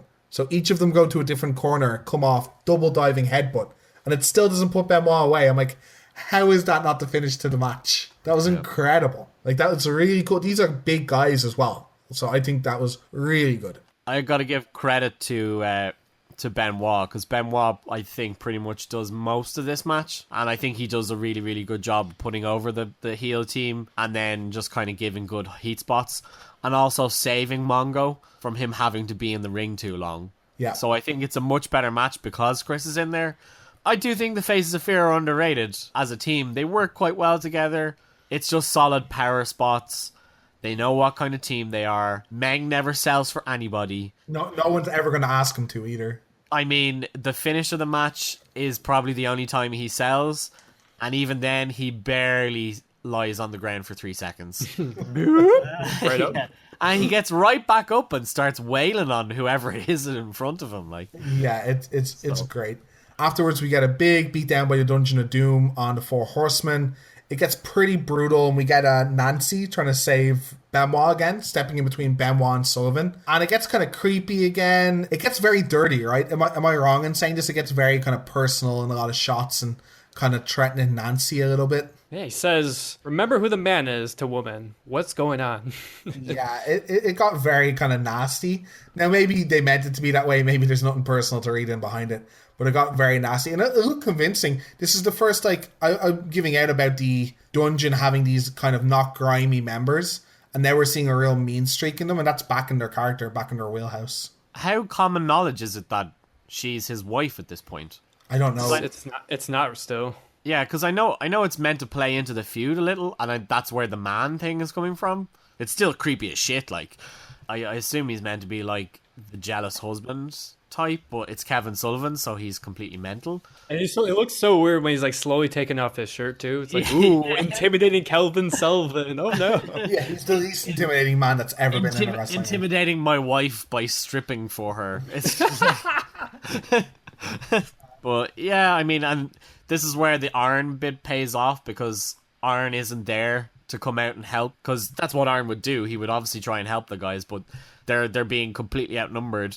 I wonder where Flair is. Did they explain they go off on party or something? No, maybe it was just tending to Arn being hurt, I guess. Yeah, no, I think they do say he got in the ambulance with Arn. Yeah, I love the psychology of this match. I do like that the Four Horsemen, they had to do like really brutal things to win the match, because like they had to hit him with the briefcase. Yeah. Benoit wins the match with the flying headbutt, so that's finally getting that move over as well. So I think I like everything all around with this match. Both teams are over, and it's finally what the Dungeon of Doom should be doing, and these are the right guys to push for the Dungeon as well. Yeah, yes. I do like that Benoit's flying headbutt finishes, but the double flying headbutt by the two Tongan lads, that doesn't finish, because it's just broken up by Michael. So at least there's no clean kick up. If Benoit just kicks up from that, then the actual finish of the match is probably a little bit compromised. Michaels does have to come in and break it up. I think it's a good match anyway. It's good fun, and like two solid teams, two regulars. Yeah, I think that bears noticing. Like, these guys are on Nitro quite a bit. It's a bit more obvious who they are, what their kind of characters are. So like, they're the Horsemen. They're like the kind of fan favorites, even though they're not faces really. And then the Faces of Fear are just two absolute motherfuckers that will beat the shit out of you, including their bizarre skull mask gear, which was so cool. Kind of cool and also really shit at the same time. It's like paper mache skulls onto your jacket. It's like, I don't have the technology to do this properly, so I'll figure it out somehow. But like, I'm not going to say that to them, because they'll batter me.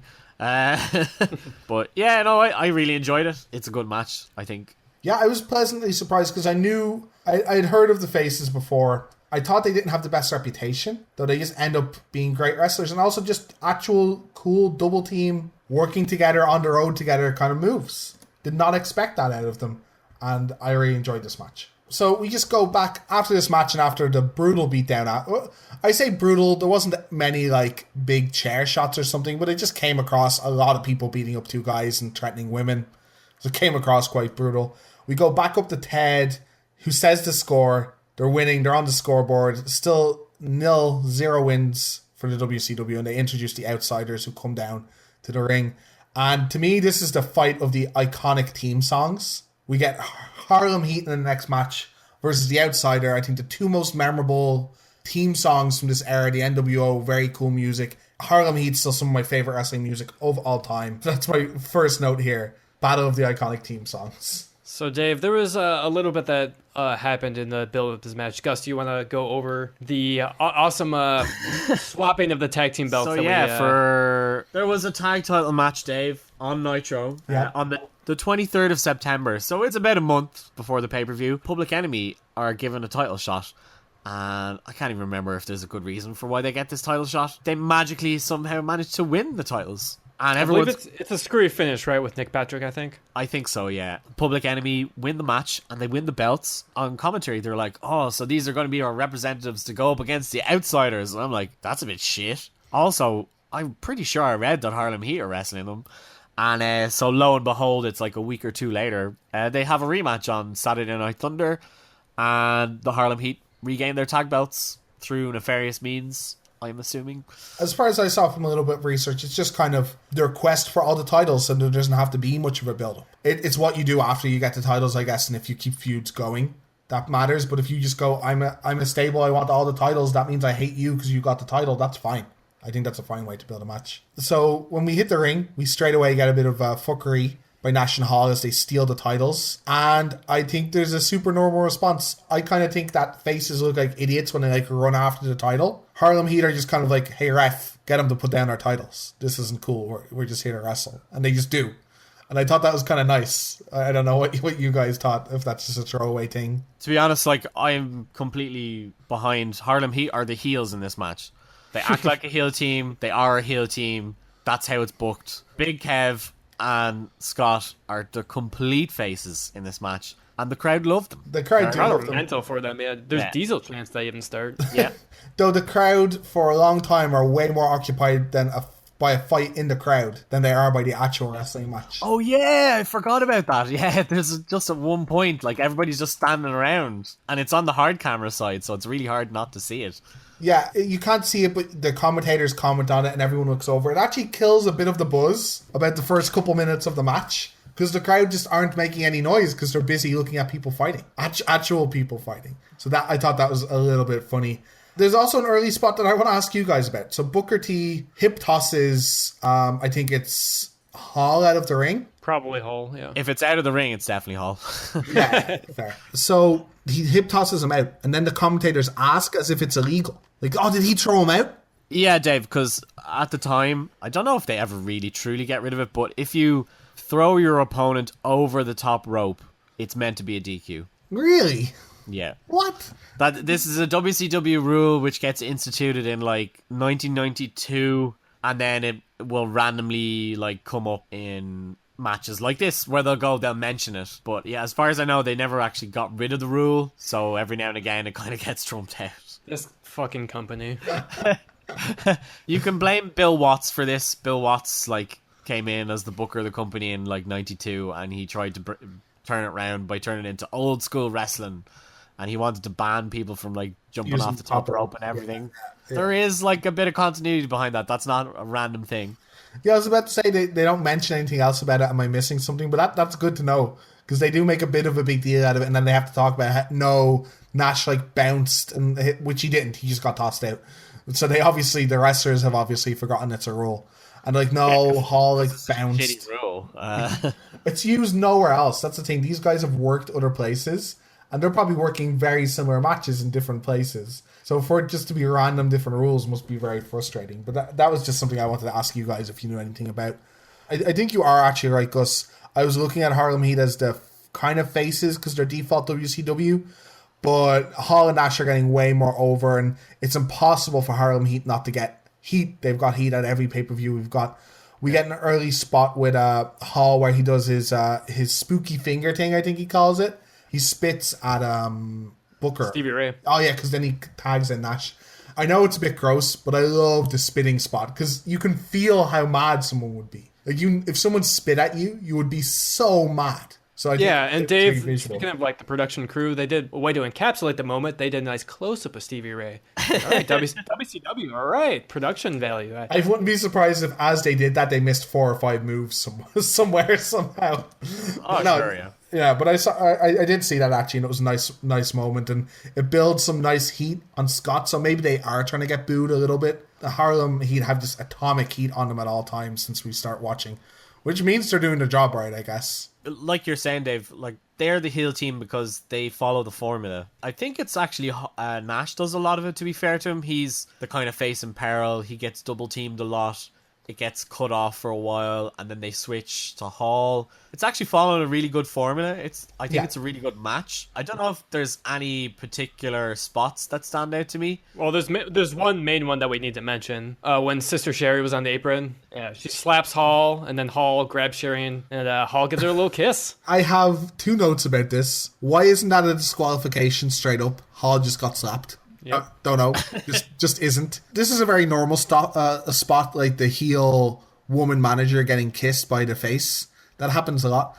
I'm just saying, society-wise, I don't know if we should applaud a woman getting kissed against her will. I don't know if I feel comfortable anymore applauding or cheering for that as a person. Dave, it's the mid-90s. This is the... you got to remember what time it is. I do. We have more awkward moments, way more awkward moments than this going forward. So I can't remember much of the next bit of the match because my eyes were just on Sherry basically trying to rip off her tongue, acting as if she had just drank acid. It was pretty overplaying the kiss. I'm actually going to give props to Stevie Ray. He did a gorilla press slam.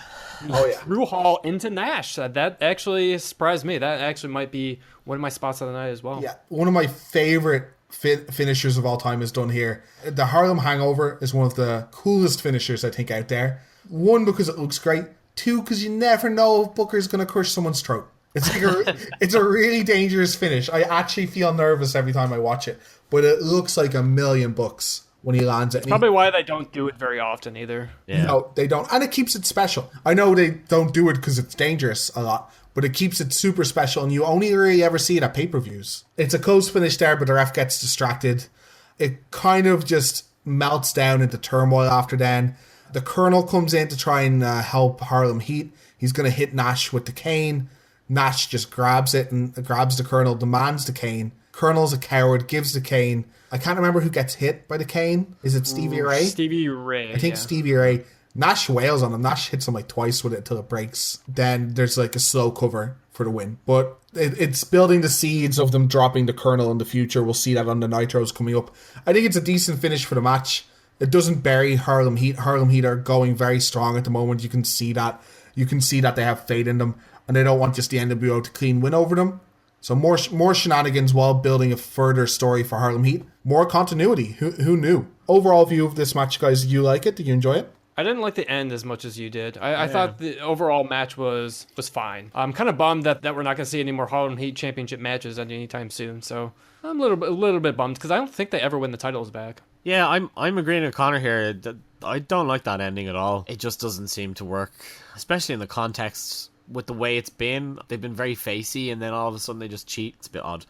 I thought the way they had booked this match, I haven't looked that far ahead. I thought they might start doing better stuff with them as a tag team, because I've said that I hate the Colonel as a manager. One, I hate when someone has two managers. Makes no sense to me. And two, the racial undertones just they don't sit right with me. Please make him dress a different way. So I'm pretty glad he's gone. As a counterpoint to the cheating to win, why I don't mind it as a finish is because they didn't introduce the weapon. They were about to get attacked and they just used the weapon that was in the ring against them. I can see that you're gripe for sure, but I think it's a bit better than them, just sliding a chair in and hitting one of them. We're getting to the point where we're having a little too many screwy finishes for my liking.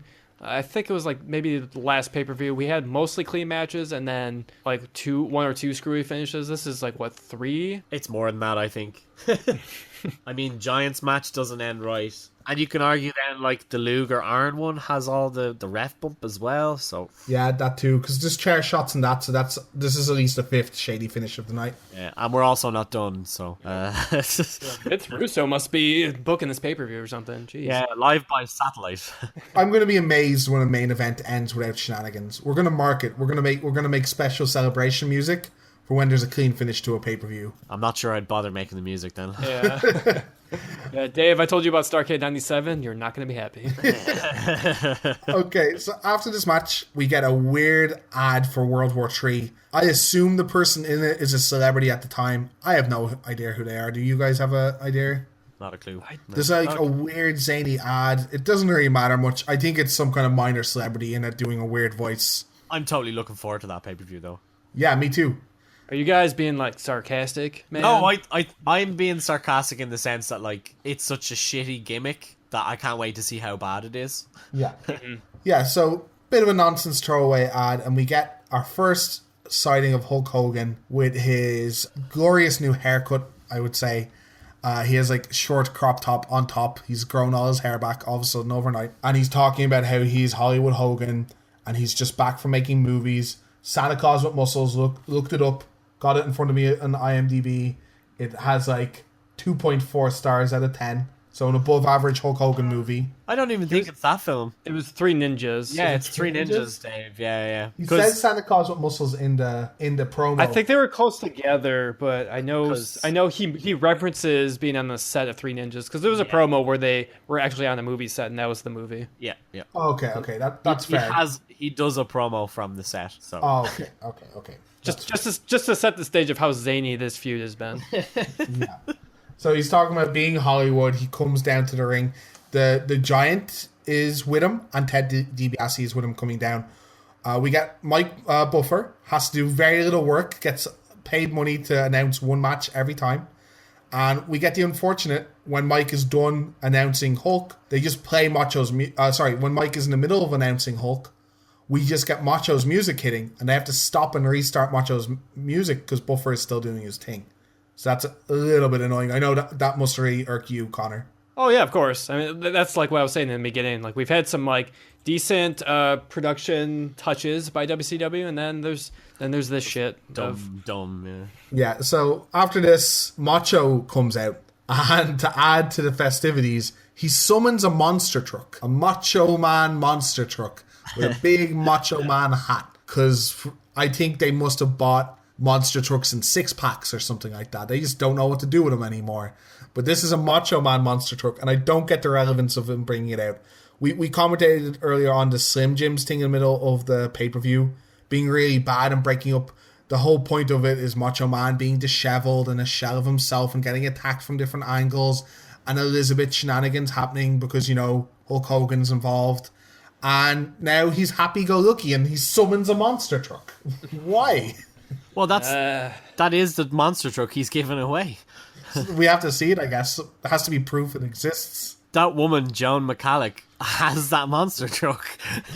I hope she still has it. I hope somewhere she's an aging woman that's refused to give up her monster truck. Reach out to us. Let us know if you still have it. That'd be amazing. Or if anybody knows, please. Yeah, they must be contractually obligated to have monster trucks on Halloween Havoc pay-per-views. It's 2 years in a row with monster trucks for some reason. Monster trucks are spooky. It's haunted. I don't know. Sure. So yeah, Liz does not come out with Macho, and Gus, I have to throw to you. You have to explain this awesome build-up with Liz and. So we have to go back to War Games at the very end of the pay-per-view after NWO have won. And Elizabeth is trying to show pity and sympathy for her ex-husband, and she basically puts her body over Macho Man's to stop him from being beaten up by the NWO. So the next night on Nitro, or maybe a couple of Nitros, Elizabeth is shown all of a sudden that she's in the NWO hotel. Because the NWO doesn't even come to Nitro, Dave, by the way. They show up whenever they please, but they still have segments, but they're in a hotel room, or they're in a limousine, and they've been telling people that they're soliciting offers for people who wish to join the NWO, and then they're discussing contracts with different people. The Nasty Boys are one of the groups, because Hogan says, Hogan's like, "Oh, you're two of my best friends. You've always had my back. So let's try and figure something out." In the middle of this, Elizabeth shows up. And you're like, what's going on? And I don't think it ever gets fully explained exactly why she's there. But I think the sentiment is that Elizabeth is too afraid. She doesn't want to be out there anymore because of all the beatdowns and all the harm that's coming to all of her friends. She agrees to some sort of contract. It's not fully explained, but it appears to be that she'll be protected so long as she doesn't get in the way, kind of thing. As she's leaving the hotel room, we get this lovely shot of the hotel corridor, which is in black and white, and she maybe walks 10 steps down the line before a full sprint Randy Savage comes round the corner and immediately starts hurling abuse at Elizabeth. Because he's so upset and couldn't believe what she's doing, and she's just cowering in front of him, and she doesn't know what to do, and blah blah. And this is the end of a Nitro. It looks like Randy's about to try and burst into a room of 12 guys and expect to beat up everybody. But so we're left with that. Nothing more is said, and then the next Nitro, Randy is due to come on to the Nitro and have a match. But he only gets down to the rampway when Eric stops Randy, and he's like, "Look, Randy, I know you won't talk to her. She's been trying to reach out to you. You won't listen to her calls. You won't talk to her in person. So she felt that she needed to do this because she needed to tell you what's going on." And they wheel out a CRT TV and proceeds to play this clip, which they then promo into. And it's a promo from Elizabeth sitting on a swing, which is being held by a tree by a lake. And she's...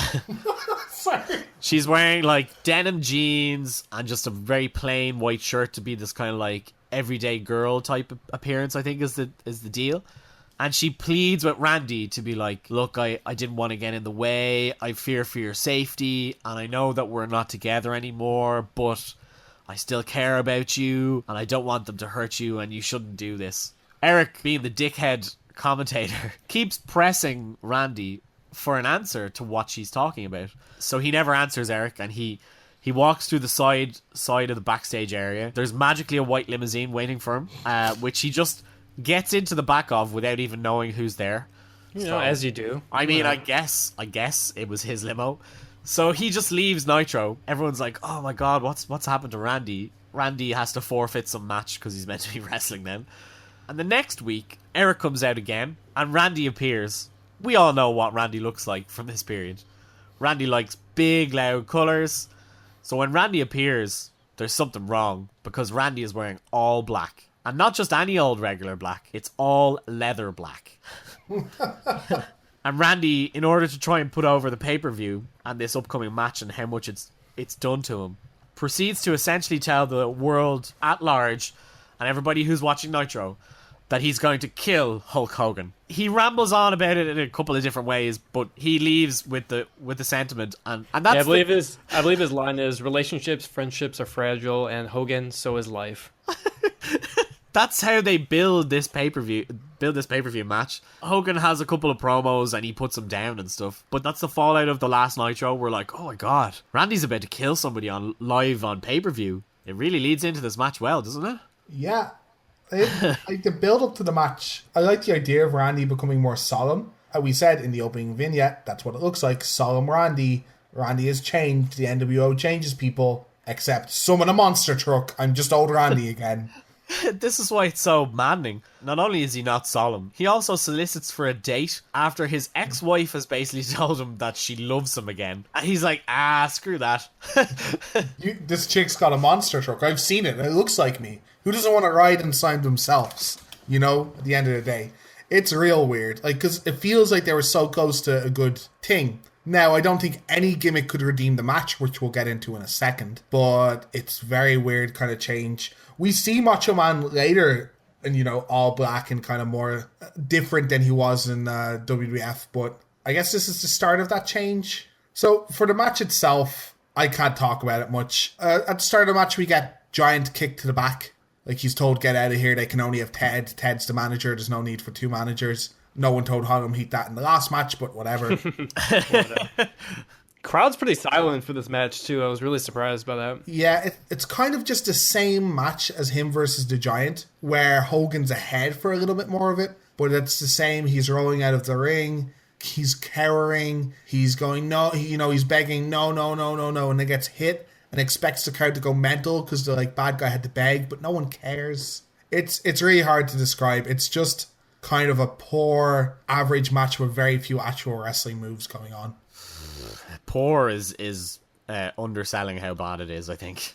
Yeah. It's the whole Hulk just leaves the ring a bunch of times and then he hides behind Elizabeth and Randy just chases him again and again and again. The highlight, I guess, is Hulk gets his new hair torn off. It's a wig. Gets his wig torn off halfway through the match, and that's kind of the face spot of the match. Do you guys have anything better to say? Any redeeming features for this for you? It's pretty gross that he shoves the rug into Hogan's mouth. I thought that was fucking gross. That's quite gross, yeah. That's not pleasant. It's not a very face move. No, but I think it's almost 10 minutes where between the stalling and then the whole shenanigans around not only his wig but also the shades that he steals then off of him.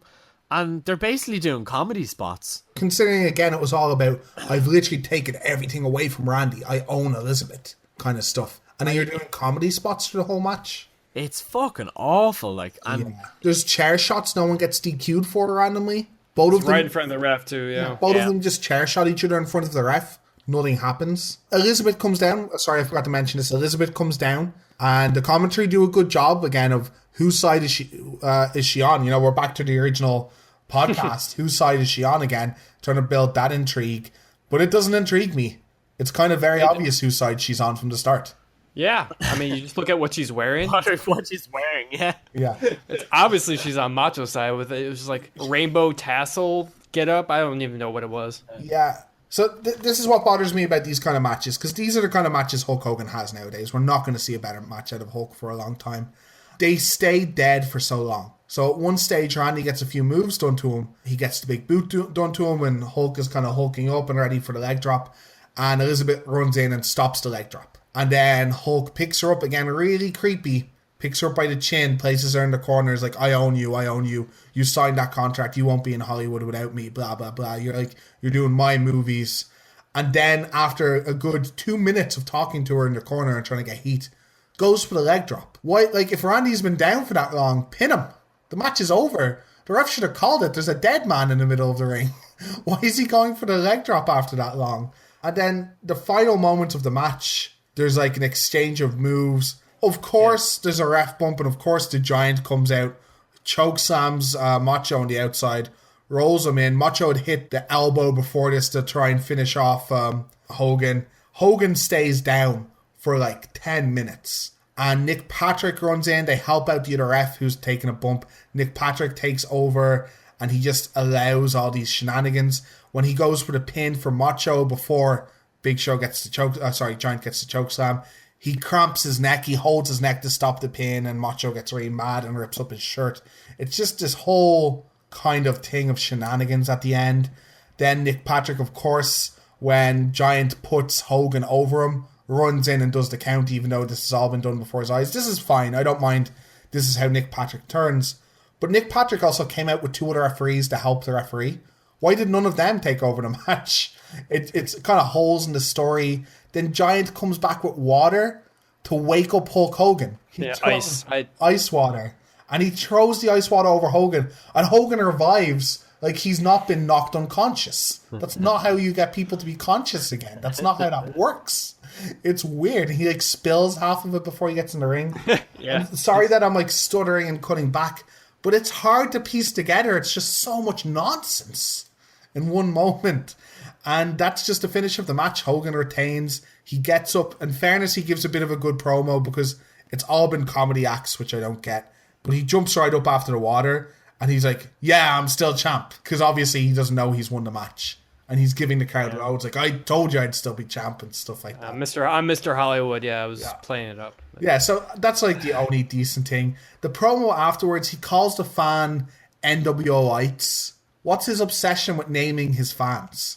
I don't know. He's done that a few times. It's just so shitty. It's almost even worse than Larry Zbyszko calling the NWO the New World Order. Odor, yeah. And they're very unmanly. We also got Hogan's pants pulled down. We could see Hogan's ass again. Yep. I really didn't need to see that. Yeah, all the comedy spots in your super serious, super build-up main event. Just all the comedy spots any 12-year-old could think of. Awkward storyline, too, of Hogan just owning Macho's ex-wife. And a lot of it's just too real as well, because there's a lot of real-life stuff between these two. So this match was just shameful end to this feud. Because, I mean, Macho, this is the last match that we're going to see until March, I think, because his contract's up after Havoc. Yeah, it's truly, truly heinous and might be the worst main event. Like, maybe there's individually worse matches because they still try and work the crowd and Randy still gets some random pops. Like, even their basic moves, their hip tosses, their body slams, they look sloppy. These guys did not look prepared to wrestle any sort of match. So it's sad. I'm a big Randy fan. I thought... I was going to see better things from Macho, especially after seeing his performance at Bash at the Beach. I was really impressed with him. But since then, this doesn't seem like the same guy that I've seen. I mean, obviously he's a lot older, so it's an unfortunate match to watch. So then we get our surprise that no one asked for or wanted. And it's the debut of Rowdy Roddy Piper. Well, ladies and gentlemen, Hollywood Hulk Hogan retains the World Heavyweight title. Thanks to...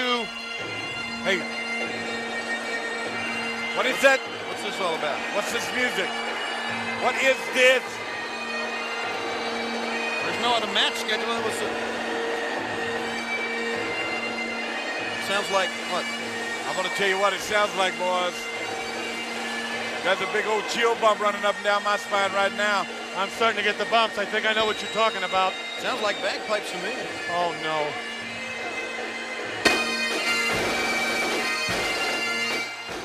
Wow! Would you look at this? Yes! You know who that is! My goodness! It's Rowdy Roddy Piper! No doubt about it! Out of nowhere, look at Hulk Hogan's face! That's one man Hogan does not want to see! That's one man who has haunted Hogan's life since he started in this business! That's right, get behind the giant chicken! He wants no part of Rowdy Roddy Piper. And once again, WCW has just shocked the world.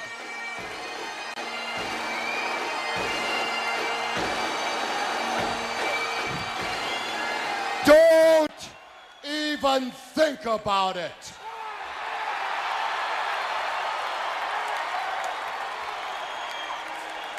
Hi. Hi. So you're bored, are you?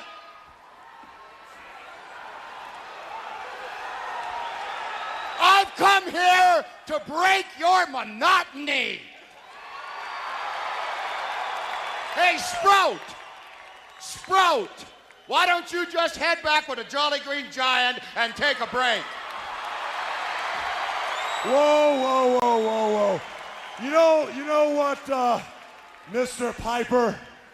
There's a big lack of communication here because when I said that I made wrestling, when I said that I own wrestling and I control wrestling, now that I really think about it, I remember that you and I were running neck and neck. Why don't you shut up for a second? It's my turn. Be careful. I am not here to represent the WCW, the NWA, the SPCA, the SOB, although I can be one SOB when I want to be.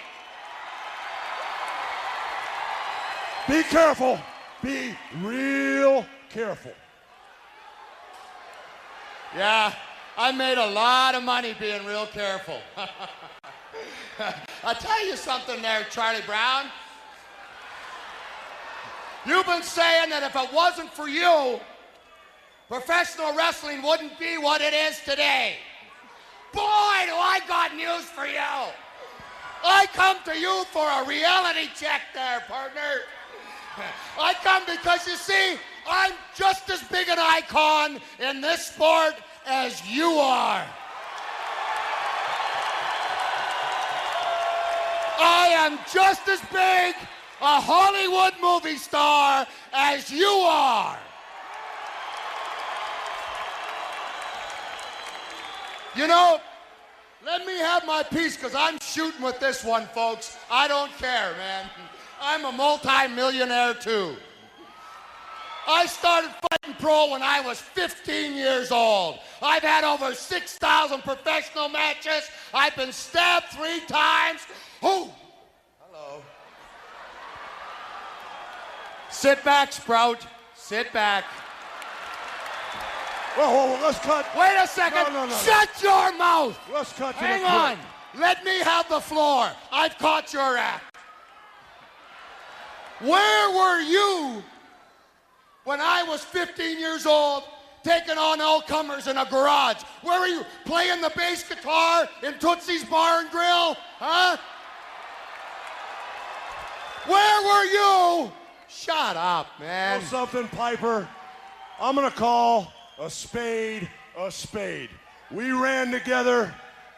The heck with a backstory. We fought together, and I don't have a problem with you because, okay, as you've been out in Hollywood making all those movies and becoming a multi-millionaire, I have to think back and give the devil his due. We ran neck and neck. No, not yet. You remember WrestleMania?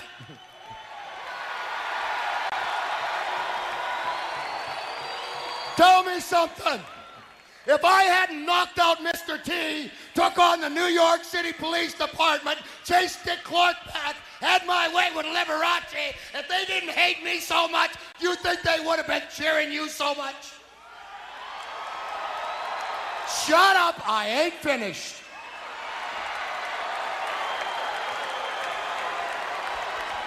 Do you know what bothers you?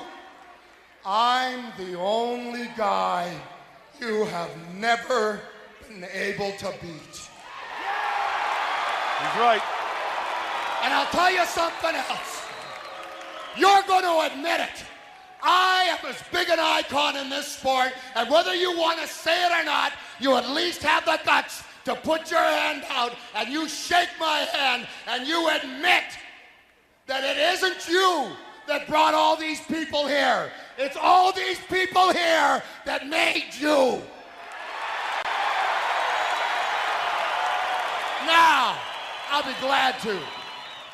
He is not coherent. It's very obvious that there's a script and he's gone off, and Hulk doesn't know what to do about it. Keeps trying to restart Rowdy at a point, keeps bringing him back to the point of the interview, and Roddy just goes off. He calls himself a multi-millionaire. He calls himself an icon of the business. He starts calling out, he talks about WrestleMania and Mr. T. He talks about how he was such a good bad guy, which is just breaking kayfabe in the middle of the ring.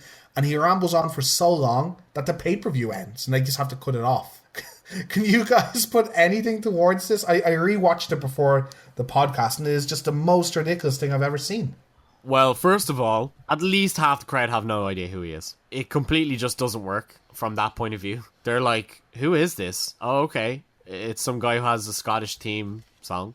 Right, and this is a guy that wrestles like once a year at this point-ish. I mean, as a kid growing up, like what I know him from is his match against Goldust at WrestleMania in previous, like I think it's either last year or earlier in the year. I think it's a year before. I think it's like 95 is when that happens.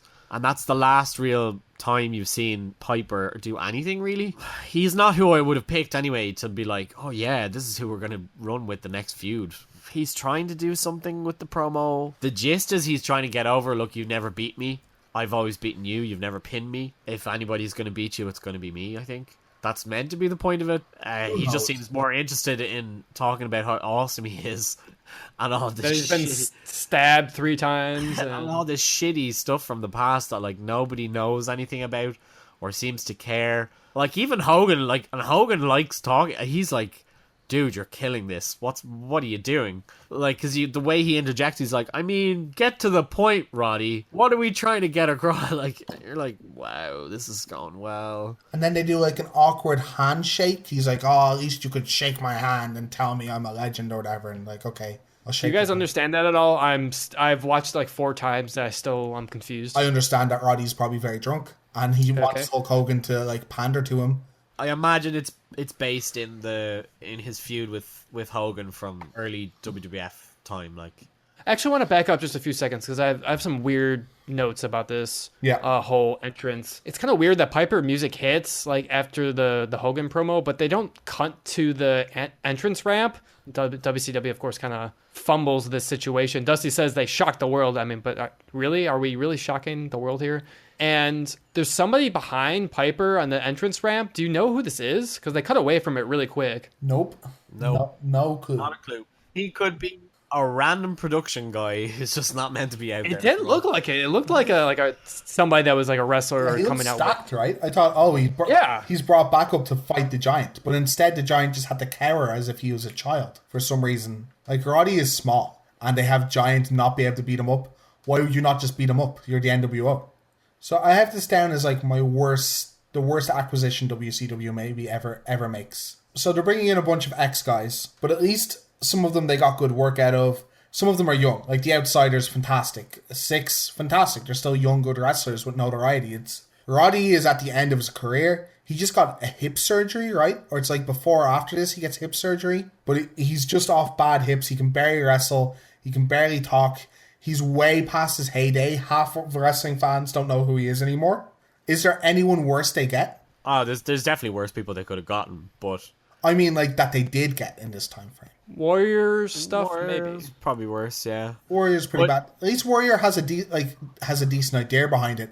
It's just executed incredibly poorly. I think we can all agree like that. It shouldn't be Piper. No, that's fair enough. Like you shouldn't be doing this. However, who do you use currently from that roster? So you don't get to sign anybody else, and you're stuck with the way it's been. They don't really have any choice. Yeah, I guess the only one to use is like Lex, because he's just redeemed himself in the pay-per-view by showing he's not a pushover, and Lex try to go one-on-one, and you just have him squash Lex. Like, Lex obviously loses. Yeah, but after that, like, nobody else is believable. No, they've kind of crushed the company in 2 months, sorry. Once Giant and Sting went, let's say. Yeah. Was there anyone left? Maybe Rick, but he got injured. I think maybe they were planning Rick next, maybe. They have booked themselves into a corner with it a little bit. Right. So they're basically they're spoiling a match that's going to come up at Starrcade later in the year. So, yay, we get to watch that match. I assume it's going to be a doozy. Yeah, of course. That's what I find interesting as well, is that this isn't even... He shows up, and it's not even for next month. Randy just had his title shot, and he'd known about it for at least a month. Like, it's all very planned. Like, it's not this month, it's next month kind of thing. And then they have kind of intermediate stuff that kind of fills time almost. At least it's for Starrcade. Starrcade's like their big event, so at least it's kind of like the WrestleMania, so it's like they know the big build, kind of like Royal Rumble. Yeah. They'll know it like a month and a half. Like I'm okay with that, but yeah, this promo was all over the place. And what gets me too is I don't really know much about Piper. I haven't seen a lot of his old stuff. I've heard so many things about that. He's such a great promo and things like that. So I had expectations going into this, and holy crap, it just this has shattered. to be one of the worst promos he's ever done, I think. He calls it a shoot a little way through it as well. It's anyway, I'm gonna have to wrap it up a bit, gentlemen. At the end of every episode, we ask, whose side are you on? Conor, we're gonna start with you. Whose side are you on after this pay-per-view? NWO, WCW. I think I'm still on WCW side, kind of for the similar reasons that we just don't have a leader. I'm not going to comp out like Gus. I'm not going to say I'm on Sting's side, but I kind of want to be. But that's where I'm at on that. But overall, not a fan of the show. Dean and Ray was a great match, I thought. Jericho 6 was good. Faces of Fear really surprised me. So not much, like some good matches, but not too much story development other than like the Nick Patrick stuff. Really wasn't excited to see Jarrett. NWO like really lacked during the build-up. So no great moments, no great promos from the NWO. Really disappointed. WCW kind of seems to be coasting now. But I mean, WWF, they're not really doing that much at this point. I'll just give WCW that. And just WCW is in a weird point because we don't have Flair anymore. We don't have Macho. We don't have Sting. So we're kind of in this weird period of WCW. But overall, I think the pay-per-view was definitely not as bad as Hog Wild. So I think I'll give it like a 5.5 or like a 6. Same question to you, Gus. How did you like the pay-per-view? And at the end, whose side are you on? NWO or WCW? I kind of enjoyed the last month worth of TV with like Nitro and pay-per-views from a storyline perspective. So if you look at it from a macro level, there's some good continuity. Things are progressing as they probably should. The group is getting bigger. It's becoming in charge. The reasons that they're gaining all this momentum is because who they're fighting is in disarray. They don't have a solid leader. The one person they did have, they treated like shit, and he's rightly and justifiably went, well, fuck you guys. I don't want to deal with it. You sort yourselves out. I'll be waiting. Thanks very much for never trusting me after all the stuff that I've done for you. So on a macro level, it's going quite well. Yeah, it's all like the closer you look at it, the worse it gets. Like there's little bits of spark. Like I think they've done a good job at Ray and Dean. Jericho is quite well put together. Benoit is put together reasonably well. The tag division actually is surprisingly good. Now where that division is going, I'm not convinced because of who now has the belts. The pay-per-view I think is better than last month's. It has a couple of solid matches on it. At the same time, it probably has a worse low. Like the main event is so bad, and the promo is just the worst way to end a show possible.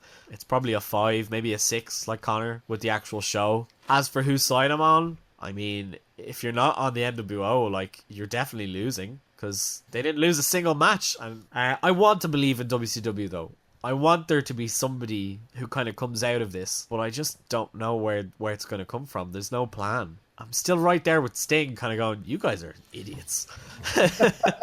As for myself, I think it's one of the more enjoyable pay-per-views we've watched so far. Some fine matches. The unfortunate thing is there's this crescendo storyline that always ends up in a Hulk Hogan match, and they've all been terrible. I think at the moment I'm on WCW just because of how much I'm not enjoying the main events. And WCW has all these cool mid-card matches with Chris and the cruiserweights and stuff. The Outsiders doing a great job. I really enjoyed that tag team matches. But just the top end, the Giant and Hogan and their stuff was like a cartoon. It was like watching a cartoon. It's not what I expect from this angle. It's what I expect from different areas of wrestling, but not this angle. But that's all from us this week. Check us out on social media, either on Facebook or on Twitter, both under the handle WCW vs NWO Podcasts. And join us next time, where we'll be watching and commentating on a match that's twice as fun as a Royal Rumble. From Conor, from Fergus, from me, thanks, and we'll see you next time.